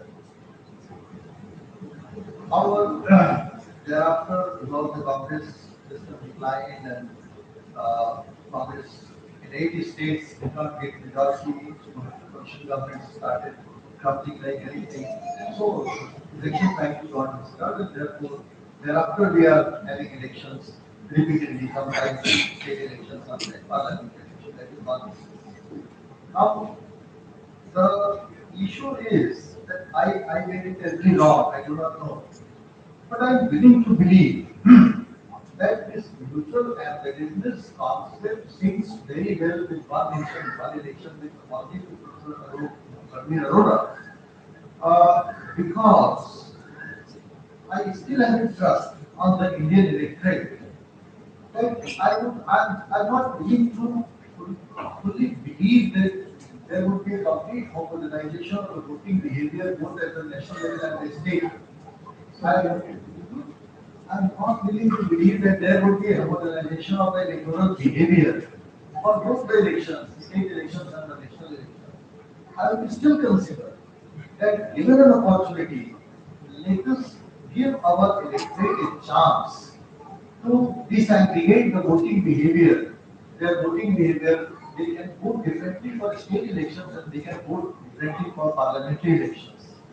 We have not had that experience and that situation since 1967. And now it's very difficult because that cycle, whether it will be restored or no, I don't know. And there are disagreements of opinion, which is very natural in a democracy. But in mutual embeddedness, what we are trying to suggest is that the at the present, I mean, when there is no one nation, one election, we are trying to suggest that whenever a national election is happening, the voters at the state level, their voting behavior is not only guided by national issues. Their voting behavior is still guided by many considerations that impact their state life. And, and you will be surprised that in many places, even if there is a parliamentary election, the PSP, Bijli Sadak and Pani, still continues, which is a third tier issue, which is a municipal issue, not even a second tier issue. So there are issues which impact the national elections for local reasons. And therefore, I am very to believe that people can probably react to state government differently and central government differently, but that opportunity, that situation can be realized only once we have been able to see whether one nation, one election is a reality. And therefore, I am not absolutely favoring or not favoring, but as a student of politics, I am willing to give our electorate a chance to, as a nationally conducted elections, where both federal and the state elections, if not the third year, of course, in the report, it was suggested that all the elections should be held together. But even if we have the first year and the second year elections consecutively or simultaneously, then at least I am willing to give my electorate a chance because I have tremendous faith on the wisdom of my electorate and I am still willing to believe that there won't be a good looking or homogenization of voting. Can I get a quick rebuttal from Professor Lavina Roland? No, I think insofar as confidence and faith in the Indian electorate is concerned, I agree with you that we have every reason to have that faith. The question that arises is whether two separate mandates exist or not. One is a mandate to govern from Delhi, the Union of India. The other is a mandate to govern the state. Combining the two, to my mind, only confuses the issues and could result in one level getting superseded, overshadowed. That is my only fear. If you take it from the democratic accountability point of view, the more chances that the elected has of pronouncing judgment on those whom it has elected, the better. The better, because that ensures democratic accountability over a period of time. What you are looking for is an election and then quiet for 5 years and then an election. So in between the accountability is lost. So I think this obligation that power has to face the electorate periodically is a healthy democratic obligation. And isolating it from that compulsion, I can understand the comfort zone of those who are standing for election, but I don't understand it in terms of democratic accountability. All right. Let's take another question there. The gentleman in the yellow shirt, yeah. Thank you very much. Let me first congratulate Professor Verma and team for bringing out the book. Unfortunately, I have not read the book, and I don't know whether I'm going to read it in next 2 days or not. But let me make a comment on how CSSP works and what it is doing. You know, Professor Aura is here, Patil is also here, Vikas Patil is also here, and let me tell you, universities in India either does not offer research methodology course at PG level, or uh, uh, or students don't opt it. In some cases, they are also discouraged not to opt it because of the number consideration that you will not get much number in this particular course. So that makes it really difficult for students to actually learn it on PG level. Of course, in PhD you don't have an option; you can't skip. You have to have a research course before you go for writing your PhD thesis. So CSSP is doing a wonderful job. So you are actually trying to fill that gap, and I'm happy that you are doing that. It's wonderful. Uh, I have two questions. One is to Professor Sanjay Kumar, and the other one is Professor Ravi Arora.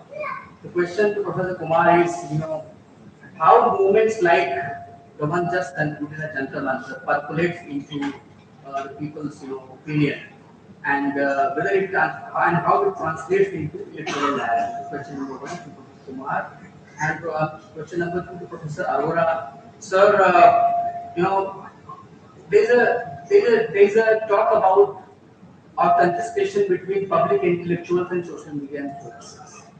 Now, point is, whether social media influencers are actually occupying the space earlier dominated by public intellectuals, or the public intellectuals find it difficult to make an impact on some of these issues. So thank you very much. You want the first one? We take the first one first with Sanjay Kumar. Yeah. Does movement actually impact opinion? I think movement is an output of opinion. So definitely, as I said, movement is a reflection of that this is an opinion which is being circulated among larger number of people. And even if those people who don't participate in the movement, I think the movement is also impacting their opinion as well. There were people who were sitting at home watching on TV, reading a newspaper. They never participated in the movement which was going on recently. But the sympathy for the movement was much bigger compared to the number of people who were participating. So that's, I'm very clear about that. Yes, it impacts opinion. Second, does it translate into electoral support or not? We have both the examples. 1977, it did translate into electoral support. Congress government lost power. 1989, at the backdrop of movement against Pokos, it did bring about change in the government. The very popular Congress government lost power. Congress had 403 seats in the parliament. It lost the majority in the House, and VP Singh became the Prime Minister. 1991, this was after the Mandal Commission education. while it is very difficult, and in 1991 also there was a change in government, PPC government lost power. But there are also examples when movement has not produced the kind of electoral dividends which people expect. UP Assembly elections 2022, the recent one, after one more than a year farmers movement, and many people thought that this is going to have an impact on how to work on the electoral mobility in UP BJP returned back to power. So we have both the examples. Sometimes it does bring about change in the government. It has larger impact, electoral impact than we expect. And Verma Karthikeya was mentioning that when he spoke to several leaders, several journalists about 1977, they were all holding the view that 1977 Indira Gandhi is going to come back to power. He gives all the examples of 2004, 1977. But the electoral verdict was very, very different. So it has both the results, but can we draw a straight conclusion that the change has been brought about only and only by the movement? It's very difficult to quantify that, but definitely it has an impact. I think the second question. So it's an interesting question, yes. No, I don't see them as mutually exclusive. In fact, public intellectuals will always have a space in society, and there will be people who will look to them for guidance and for telling them what are the perspectives on a particular issue. Social influencer is a relatively new category, partly because the techniques of social influencing have vastly improved in the last few decades. And so I would see them as mutually complementary. They may be, in fact, acting on the same audience also. How many, for example, of the persons whom we heard live on Instagram over the last week, how many of them, the question should be asked to them, is that what influences you more? Do you read public intellectuals or do you only go by this? I think that would be the answer. That's a very dangerous question, Dr. Jyoti. Very, very dangerous question. Somebody make a deal out of this. I think that will solve the problem. That will take you to the platform. Last few questions, please, out there. Yeah. Hi, this is Satya Malviya. I'm an old disciple of Dr. E.K. Verma from Christchurch. Sir, you talked about patterns and various patterns coming up in past elections and all that. So currently we see the two types of voters. Even in 2012 and 29, from 29 we were young guns in the fields. Today we see political centralization from them, which has shrunk the space for not only regional parties, but also for legacy of veteran politicians in each of the BJP-led states. My question is, how does Gen Z, new electoral voters, and how does millennials look these things in 2024 election when you compare for 2014? Okay. Who's your question for? My question is to Professor Sanjay Kumar, Dr. A.K. Verma. Okay. And yeah. Since you started with Verma's name, मैंने तो सुना ही नहीं question क्या था।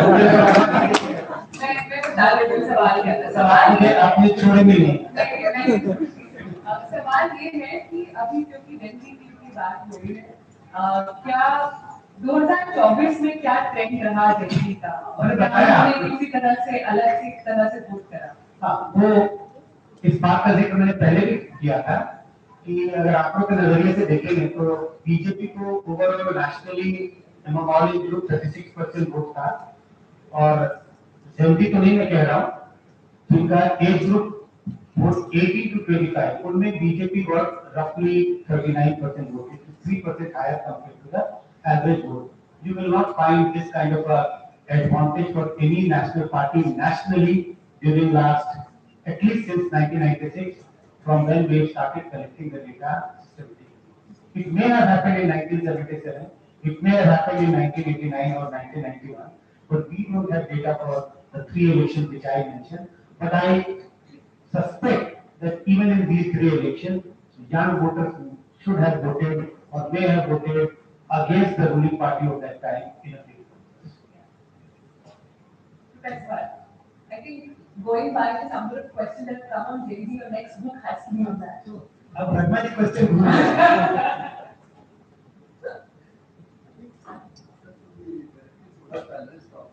Yeah, quick one, and we'll take that. देखिए भाई ऐसा है कि सोनम ने तो मुझे भी जन जी में इंक्लूड कर दिया हुआ है, तो अब जन जी का कोई एज से तो कोरिलेशन रहा नहीं, जन जी इज जन जी। लेकिन एक बात तो मतलब संजय जी ने अभी कही है वो लेकिन बहुत महत्वपूर्ण है, और वो ये है कि देखिए ये जन जी जो होते हैं ना, दे आर लाइक स्टॉक, वो आए और वो गए, और जब वो गए तो उसके बाद पता नहीं कि वो कहाँ थे। तो ये जनजी के साथ एक समस्या है कि that stability in opinion making, that stability in their political preferences, that stability in their political behaviour cannot be A perpetual analytical feature for us.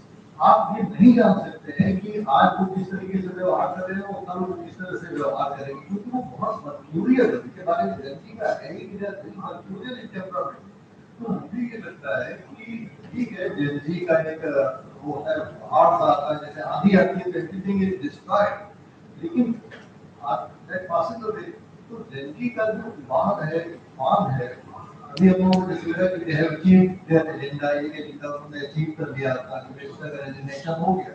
लेकिन अब सवाल ये है कि मिनिस्टर के रेजिग्नेशन से क्या आप समझते हैं कि NTA will be working very fine? क्या वो system that will be in place by the resignation of the minister?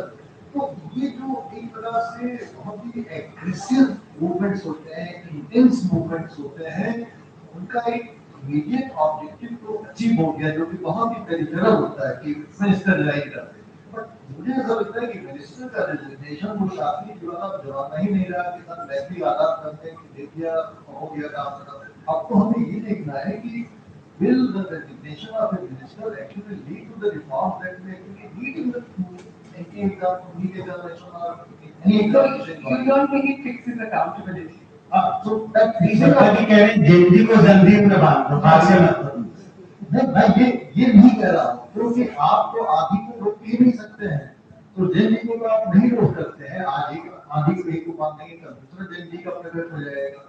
हमें ये समझाना है अपनी इस जनरेशन को कि आप बहुत इम्पल्सिव हो गए, और वो जैसे प्रोफेसर अरोड़ा ने जिस बात को कहा वो बहुत ही महत्वपूर्ण बात है कि आज टेक्नोलॉजिकल सोफिस्टिकेशन इतना ज्यादा हो गया है कि कम्युनिकेशन का, इन्फ्लुएंसिंग का जो हमारे पास जो तरीका है उसमें एक बहुत ही रेवोल्यूशनरी चेंज आ गया हुआ है, उसका आप कुछ नहीं कर सकते हैं। अभी एआई का एप्लीकेशन आने वाला है और आगे के 5-7 वर्षों में और किस तरीके के टूल्स हमारे पास आने वाले हैं, उससे किस तरीके से जो कम्युनिकेशन के चैनल्स हैं, मॉडल्स हैं वो बदलेंगे, उसका क्या इम्पैक्ट पड़ेगा, क्या वो केवल एक एज ग्रुप को इम्पैक्ट करेंगे या सीनियर्स को भी इम्पैक्ट करेंगे। मैं तो जहाँ तक देख रहा हूँ क्या एज रहा 70 साल के आदमी भी उसी तरह से मोबाइल पे जुटा पड़ा है, जैसे कि 70 साल के आदमी मोबाइल पे जुटा पड़ा है।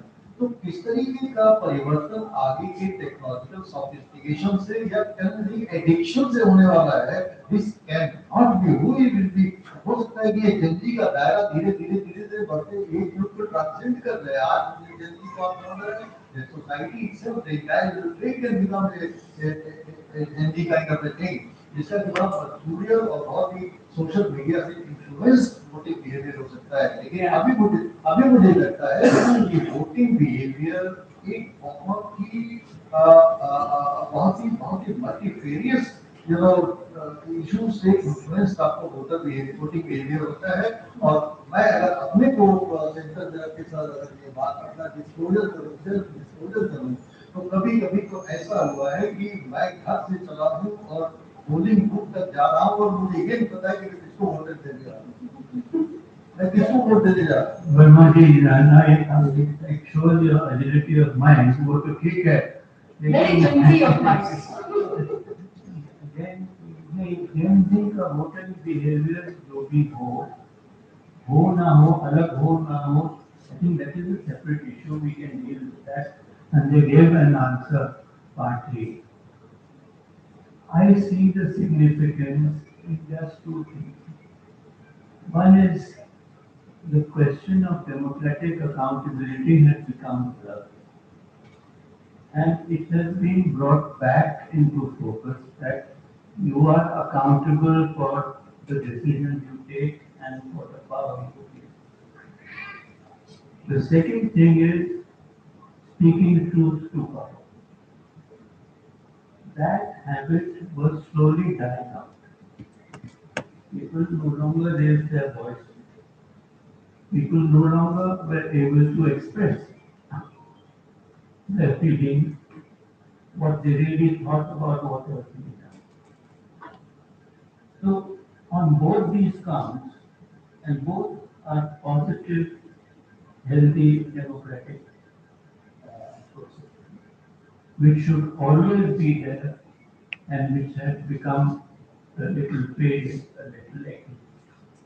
I think that was the contribution. What they wrote, they have jobs to look for, they have degrees to finish, they will go. But the questions that they have raised are, I think, worth retaining because they needed to be posed. Otherwise, it looked as if power could do no wrong and power did not answer it. I think the beauty, yeah, yes, I will add up because you actually got Gen Z in your classroom, so you have a perspective. Can I just make a observation here? The senior most gentleman on the podium is the one writing for Gen Z. Right? For me, that's such a great thing about having the conversation that we do, and that's the beauty of democracy, right? So let me bring in, I know Professor Saxena wanted to say something. कितने जी से जिद्दी students हैं आपकी class में? पहला I want to respond to the question on one nation, one election. I have written on this or talking. We can have a separate seminar on this. But there are many fundamental issues which are related to ONOE. But I think earlier also, as you know, we had simultaneous elections. But I think, in my opinion, it can be implemented with greater constitutional prudence, political, consensus, and taking states on board. I think that. Quick questions. Demand for Gen Z मेरी भी class में बहुत है हर age group के PhD में भी आपके much older than me also they do PhD और आपके जेंजी भी है तो आई थिंक और जो वोटर्स अंजलि के जैसे बताया कि यूथ का काफी इम्पोर्टेंट बुक भी होता है तो यूथ का played a very important role अभी इलेक्शन में है टेक्नोलॉजी जो है is also a very important factor उसमें और मुझे लगता है कि बट हर चीज के लिए मुझे लगता है हेल्थी डेमोक्रेसी के लिए जो है वॉइस रेज करना क्वेश्चन करना that is very important because even आपके जो रूलिंग पार्टी में भी आपके लीडर्स हैं अरुण जेटली को बाकी ऑपोजिशन की जो भूमिका होनी चाहिए वो इम्पोर्टेंट है और हेल्थी डेमोक्रेसी तो मुझे लगता है कि जेंजी हो या कोई भी एज ग्रुप में we should question should accountability that is very important. All right, that's coming from a teacher. Lovely, love it. Love that. So, I think India में एक अजीब फिनोमेना देखने को मिल रहा है Sanjay sir will correct below 30 age के जो You say something wrong, then I will correct it. आप सही से बोलेगा फिर मैं क्या करेक्ट करूँगा? बिलो 30 इयर्स के जो वोटर्स हैं उनमें वोलेटिलिटी ज्यादा दिखती है उनके अंदर इलेक्टोरल वोलेटिलिटी उनमें ज्यादा दिखती है लेकिन 30 years and above more aged person is, there is more commitment. So the committed voters are voters really who are above 35 or 40 और अगर आप WhatsApp ग्रुप अपने पापा लोगों के उसमें चले गए तो मतलब फिर क्या ही बोलना तो वो सक्रिय हो गए फैमिली WhatsApp ग्रुप में आगे तो जो एक बहुत बड़ा क्राइसिस आने वाला है वो लीडरशिप क्योंकि ये मूवमेंट हर एक जितने भी आंदोलन होते हैं उनकी जो ये एक सफल आंदोलन इसलिए नहीं रहा कि अपनी डिमांड मनवा ली। ये सफल आंदोलन इसलिए रहा कि ये अपनी स्वायत्तता मजबूती से मतलब प्रकट करते रहा। मतलब ज्यादातर क्या होता है कि movement tends to become either party और movements are hijacked by party, but you know they somehow could maintain that character till now. That they have maintained, and which is what I am saying, that this movement arose, that is also a reflection on opposition parties.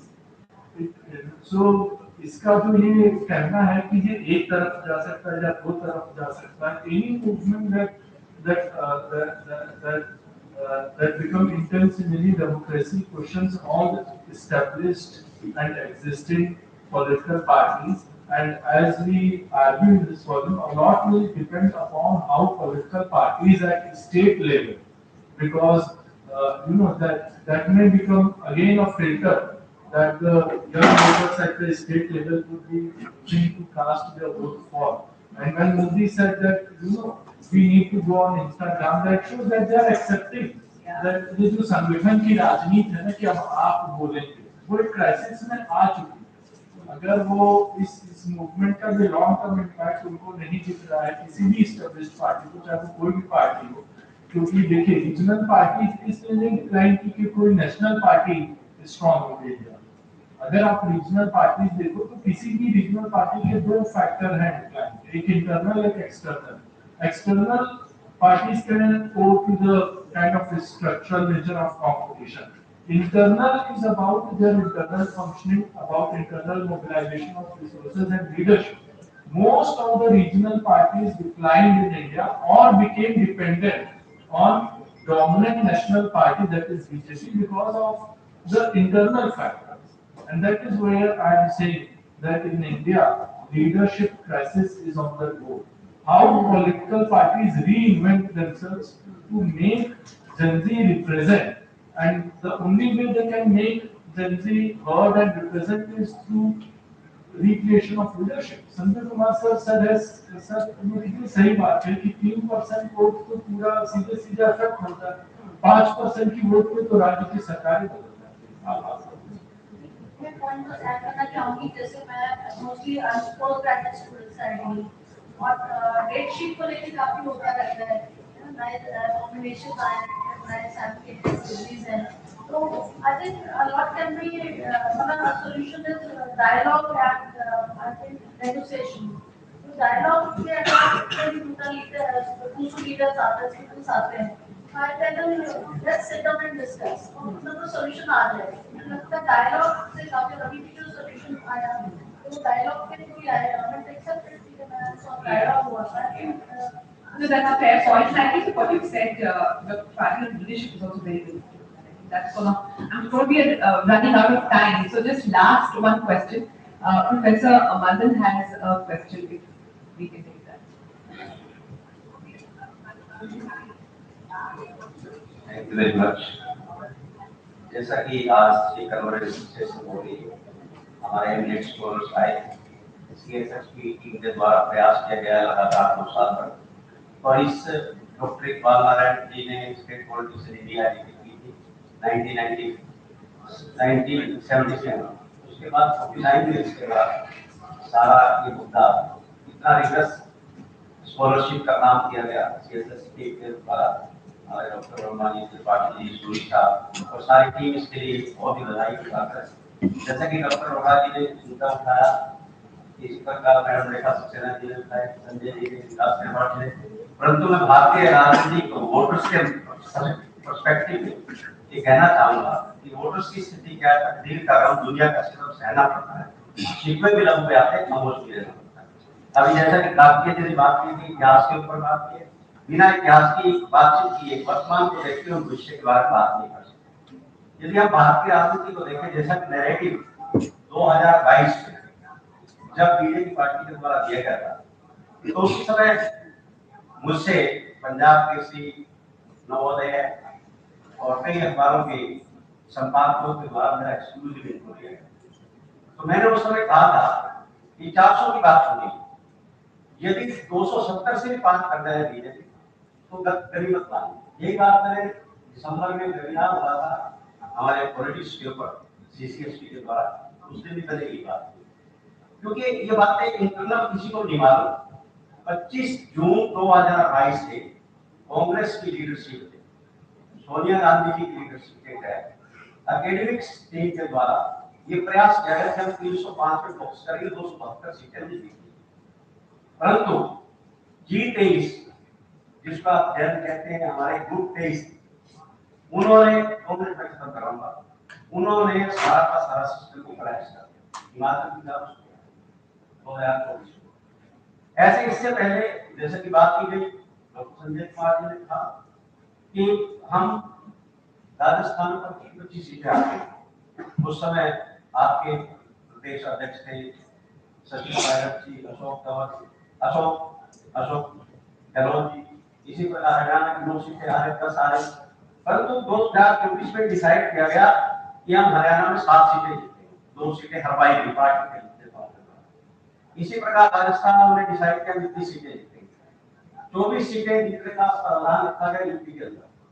मुझे खुद जाने का मौका मिला, गोरखपुर में, खुलना में, बस्ती में, श्रावस्ती में, कुशीनगर में, रानीगंज में, लगभग मुझे 100 पार्लियामेंट में जाने का मौका मिला। तो उसके बाद क्या हुआ, दीपक शर्मा जी को यूट्यूब चैनल के हैं, उन्होंने कहा हम 24 सीटें जीत रहे। तो मैंने इशू रेज किया कि आपको इनको कैसे पता लगा, इंटरनल बात कैसे, खड़गे साहब ने कह दिया 270 सीटें जीत रही, हमारे राष्ट्रीय महाराष्ट्र टीम ने कह दिया 300 सीटें जीत रही। सारा पॉलिटी का, जैसा कि उन्होंने पोजिशन पॉलिटिक्स की बात की, कम्पिटिटिव पॉलिटिक्स की बात की, फेडरलिज्म की बात की, वोटिंग बिहेवियर की बात की, अलग अलग स्टेट में दलितों की बात की जाती है। नॉर्थ इंडिया में 145 पार्लियामेंट सीट है, 30 SC की सीटें हैं, 3 ST की सीटें हैं, ये बाकी जो है सीटें 112 जनरल। तो तुम्हारी सीटें कहाँ पे आ रही है? हमारी लीडरशिप का जो बात की थी, क्राइसिस ऑफ लीडरशिप बात कर रहे हैं, हमारे देश में 2022 के अंदर क्राइसिस ऑफ गवर्नेबिलिटी शुरू हो गई। किसी को नहीं मालूम कि दिल्ली का चुनाव कैसे आया। 25 जून 2022 को दिल्ली के प्रदेश अध्यक्ष अनिल चौधरी ने जान जाएंगे क्यों आए। नहीं पता, ये एकेडमिक डिस्कोर्स है, इंटेलेक्चुअल डिस्कोर्स है, we are the future national builder, तो हमारी जरूरी है बताना है। 2 मिनट 1 मिनट वेट करना रहा हूं। 25 जून 2022 में डिसाइड किया गया कि अनिल चौधरी जी ने भारत के राष्ट्रपति को लिखा कि आम आदमी पार्टी ने इतने घपले करना, कोई मानने को तैयार नहीं। तो उसके बाद इंक्वायरी शुरू, उन्होंने क्या किया, आप पार्टी ने कांग्रेस के साथ एलायंस कर दिया, एक चंडीगढ़ में एलायंस कर दिया, पंजाब में, हरियाणा में 1 सीट ले ली। तो किसने किया काम सारा गलत, इंटरनल हुआ। ये जो पार्टी पॉलिटिक्स चल रही है, देश की पॉलिटिक्स चल रही है, जैन की बात चल रही है, जैन क्यों विरोध कर रहा है, उसका कारण मैं बताऊं।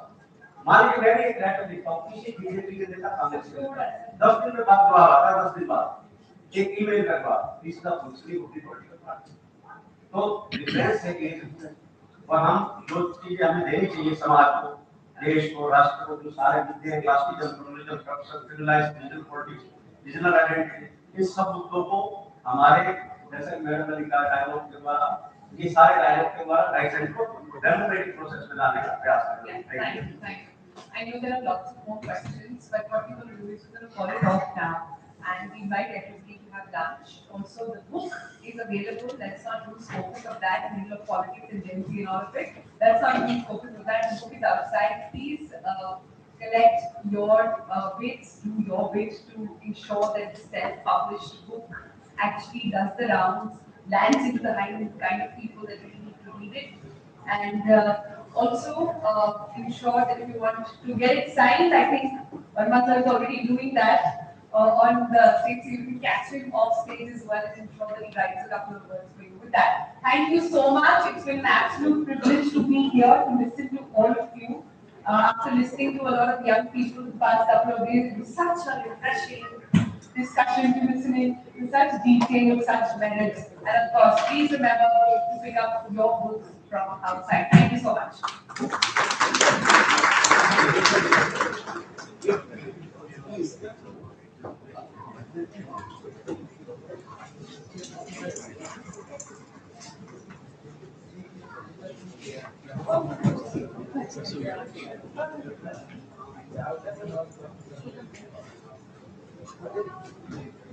My bad, my bad. Okay, I would now like to call upon Dr. Dharmendra Pratap Shrivastava, Assistant Director Academic at CSSP. Will make the plan.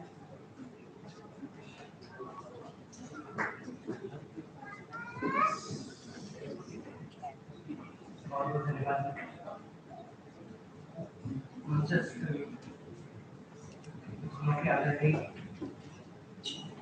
पूर्वी उत्तर प्रदेश के पुणे में बैठे हुए मुझे जिस नाम को कभी किताब की लाइब्रेरी के साथ भी पढ़ने का अवसर नहीं मिला था, अक्सर हम लोग रेफरेंस के रूप में वर्गीय पढ़ने का और जानने का अवसर मिल पाता था। आज भी हमारा सौभाग्य है, सीएसएसपी के माध्यम से हम सारे यूथ का सौभाग्य है कि उनके साथ हम मंच पे दिख रहे हैं। मैं सबसे पहले आपकी उपस्थिति को प्रणाम करता हूँ।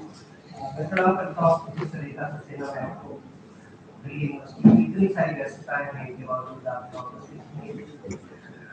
संजय कुमार सर, सच कहूँ तो ये लेक्चर स्टडी डेटा लेखन, मैं तो खुद अपने आप में बहुत ही रूरल एरिया में रहता था, पूर्वी उत्तर प्रदेश के गाजीपुर जनपद में रहता था और आजमगढ़ के माध्यम से सर के माध्यम से मेरा आना जाना होता था। यही वो शख्स है जिनके माध्यम से हम लोग जाना कि डेटा क्या होता है, डेटा पर स्टडी कैसे होता है और कैसे हम लोग क्या करते हैं। तो आपकी उपस्थिति है हमारी, मैं आपकी उपस्थिति को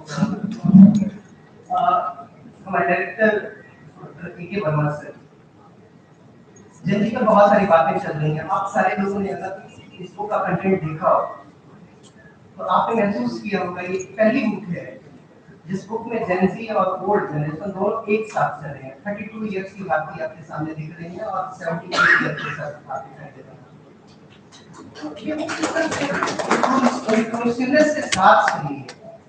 शुरुआत जब होती है किताब की तभी ये था कि नहीं, आपने सबने एक वर्ड यूज किया है, हम किसी को कोई डायरेक्शन नहीं देंगे कि कौन किस तरह से इतनी स्वायत्तता मिलती किसको है। इतनी स्वायत्तता सिर्फ एक ही वर्ग को मिलती है और वो होता है जो अपनी स्वायत्तता का पूरा उपयोग करता है। हम सारे लोगों ने इस किताब में उस स्वायत्तता का उपयोग किया। एक कंफर्टनेस डॉक्टर विकास त्रिपाठी जी हैं हम लोगों के बीच में, और ये बड़ा मुश्किल सा काम होता है आभार ज्ञापन करना, वो भी उन सारे लोगों को इसके सामने इन सारे लोगों का हम नाम नहीं ले पा रहे हैं। मैं संदेश है, आशीष जी है, संजय सर है, विकास सर है, बहुत सारे लोग जिनका मैं नाम नहीं ले पा रहा हूँ, विजय सर है, मैं सबको प्रणाम करता हूँ। ये मेरी सीमा है, का नाम नहीं ले पा रहा। निश्चित रूप से सीएसपी का एक प्रयास है इस किताब को किसी परफेक्शन के रूप में ना दिखाएं। हमारे लिए फर्क था कई सारे मोर्चों पे लड़ना था सीएसपी। विकास सर ने कहा कि हम किसी बड़े पब्लिशर के थ्रू भी जा सकते हैं। बड़े पब्लिशर के थ्रू जाते तो फिर वही बड़ी समस्या हम सारे लोगों के साथ होती है। हम बहुत सारे कंट्रीब्यूटर्स के साथ काम कर रहे हैं। हम 28 चैप्टर पे काम कर रहे हैं। 37 हमारे फोन का चार्जर है किसी जिसका वो सारी किताबों का किसी ने मेरे पानी की छुट्टी होते अब हम किसी बड़े पब्लिशर के साथ जाते हैं। आज हम दावा करते हैं कि हमारा वो कंट्रीब्यूटर आज के डेट में साउथ में है, तमिलनाडु में है, गुजरात में है, आज में हम घर किताब बेचेंगे और वो उपलब्ध हो। सीएसएसपी का ये प्रयास इस अर्थ में भी अपने आप में नायाब है कि तब जब किताबों का दाम इतना अधिक रखा जाता है, किताबें आम आदमी की पहुंच से बाहर हो जाती है, आम स्कॉलर की पहुंच से बाहर हो जाती है। ऐसी परिस्थिति में हमारा प्रयास है कि ये किताब केवल उस रेट में आप तक पहुंच सके जिस रेट में हमारा बन हो सके। हम उन सारे लोगों के प्रति आभार व्यक्त करना चाहेंगे। सर इस पूरे 2.5 साल का पूरा एक और इस 2.5 साल में बहुत सारे ऐसे लोग हम सारे लोग के साथ हैं जो अभी उपस्थित नहीं दिखाई दे रहे हैं। प्रोफेसर केसी सुनील सर की राइज करने से लेके आप पूरा कंसेप्चुअलाइजेशन जितना, सबसे बड़ी चीज मैंने आपको शुरुआत में कहा था कि इस पुस्तक को कंपोज मैं कर रहा था, इतना कुछ सीखने को मिला है सर लोगों के साथ। कहाँ आप कैपिटलाइज नहीं कर सकते। अब मैं अगर आपसे कहूँ कि 48 ईयर के साथ एज में मैं जान पाया कि जब हम एम और पीएम लिखते हैं तो उसको हम कैपिटल में नहीं लिख सकते। मैं जब ये फाइनल बना रहा था तब सर ने कहा कि क्या लगता है आप कभी भी किसी मेडिसिन को कैप्चर नहीं कर सकते। इस हद तक सीखने को मिलता है। तो जेनजी या फिर यूथ इन सारे लोगों के साथ में निश्चित रूप से एक बेहतर प्रयास कर सकती है और उसी प्रयास के रूप में इसके साथ में हम चाहेंगे और इस किताब को पढ़ने के बाद जो भी आपका आइडिया बनता है वो निश्चित रूप से आप सीएसपी को करने करें और सीएसपी का आपको चाहिए मिलेगा हम व्हाट्सएप के साथ जुड़े रहेंगे। हम जानना चाहेंगे कि आपकी प्रतिक्रिया है इस किताब में। ये हमारा पहला प्रयास है और निश्चित रूप से अभी हम इसके हिंदी वर्जन का भी काम कर रहे हैं। हम हिंदी वर्जन भी लेके आए हैं। हम चाहते हैं कि इस किताब को हर एक जो प्रैक्टिकल स्टडी में लगा हुआ व्यक्ति है या स्टडी लगा हुआ व्यक्ति है वो निश्चित रूप से इसको जानता है और इसको समझता है। कोई मौलिकता मैं ये बिल्कुल नहीं कहूँगा कि हाँ हम इधर पूरी तरह मौलिकता सीखते हैं। संजय सर है हम कैसे कहेंगे कि हम मौलिक हैं? हम तो पूरी तरह से हमने तो आपके साथ रह के सीखा है सब कुछ। हमने आपसे हर चीज समझा है। हम किसी मौलिकता का दावा नहीं करते। हम ये दावा जरूर करते हैं हमने अपनी तरफ से बेहतर करने का प्रयास किया है। अपनी तरफ से लोगों को कम्युनिकेट करने का प्रयास किया है। मिशन को हर स्टेट के थ्रू समझने का प्रयास किया है और हर व्यक्ति के थ्रू इसको पहुंचाने का भी प्रयास कर रहे हैं और वो करना चाहिए। मीडिया ने हमारा सहयोग किया। यहाँ मैं सीएसएसपी का सबसे लास्ट आदमी हूँ। सीएसएसपी में जब जुड़ा तो सबसे अंतिम व्यक्ति हूँ और मुझे इस बात की बड़ी खुशी मिल रही है कि सीएसएसपी का हर वह व्यक्ति जो पहले दिन से 2003 से जुड़ा था वो हर व्यक्ति आज किसी न किसी रूप में दिखाई दे रहा था। जी के साथ जुड़े हुए हैं कार्तिकेय सर स्वयं संचालन कर रहे हैं सोनल जी सर की शिष्या रही सर के स्कॉलर रही है और सीएसएसपी के सुबह आशीष जी दिख रहे हैं मुझे आईएसएल में आज देखो तो वो हर पिलर जिसके थ्रू सीएसएसपी अपनी गति पाई है सीएसएसपी यहाँ तक पहुँची है उसमें से सारे लोग यहाँ दिखाई दे रहे हैं। सबके प्रति कृतज्ञता व्यक्त करता हूँ सबके प्रति आभार व्यक्त करता हूँ और विशेष आभार व्यक्त करूँगा मदान सर ये सच है सर कि ये सारी तैयारियां हो चुकी थी। एक व्यक्ति और जो छूट रहा है अभी इस प्रेस ने बहुत झटके में किताब तैयार की। आपको जान के आश्चर्य होगा कि ये वैल्यू फाइनल हो गया था और कब तक किताब फाइनल मैं सच बोलने में कोई आपत्ति नहीं है। ये वेन्यू फाइनल हो गया था डेट फाइनल हो गया था और वो प्रेस से हमारे पास नहीं है इवन प्रेस तक फाइनल है। और दिक्कत ये समझ लीजिए कि उसी समय मैं बहुत खराब कंडीशन में मुझे गाँव जाना हुआ। मैं कंट्रोल में अवेलेबल नहीं था और सर ने किस तरह से प्रेस फाइनल किया और सारी चीजें हुई। मुझे बहुत अच्छा लगा कि वो सारी किताबें कानपुर में भी पहुंच गई और कुछ किताबें हम यहाँ भी आ गए और आज सबके लिए किताबें मिल गई। तो ये प्रयास है सर आप लोगों के साथ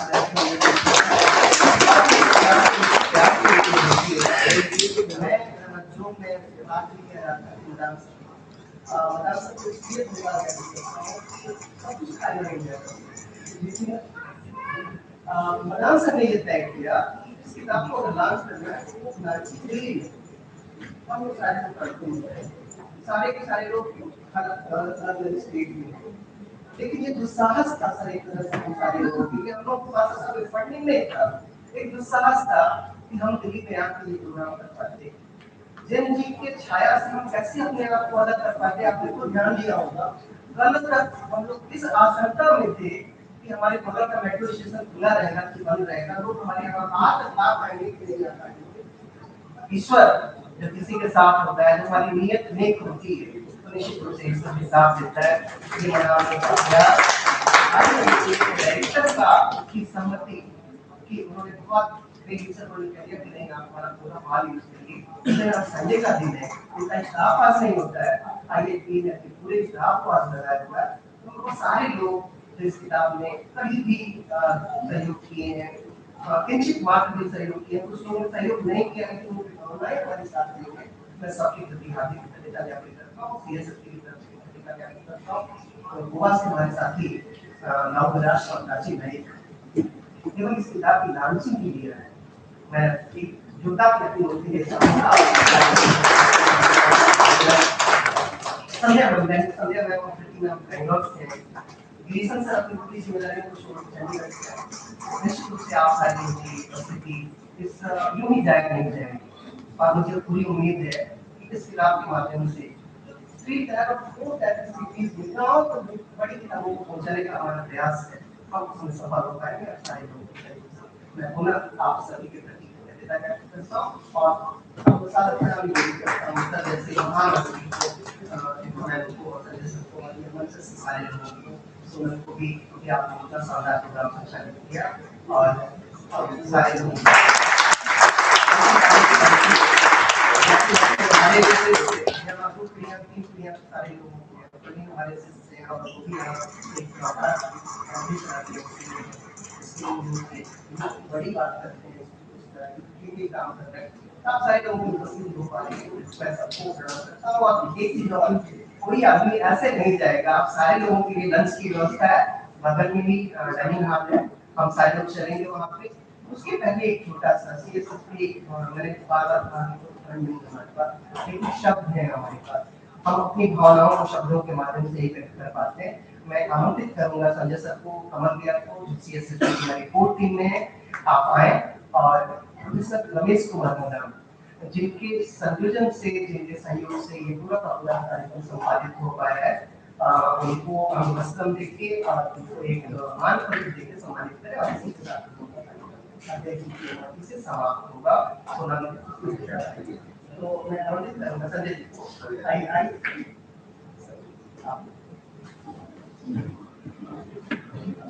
ये कृतज्ञता होती है जिस व्यक्ति ने कोई व्यवस्था करी है।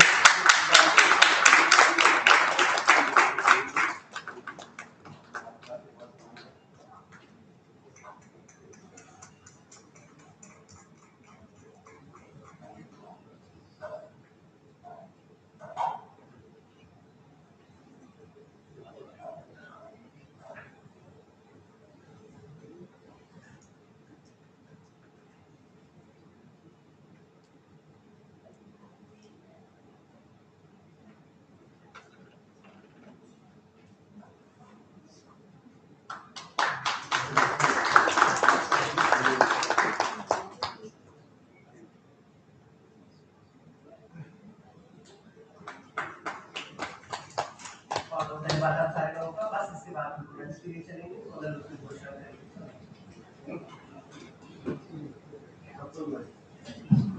Please join us for lunch right next to the hall. Next to the shopping palace.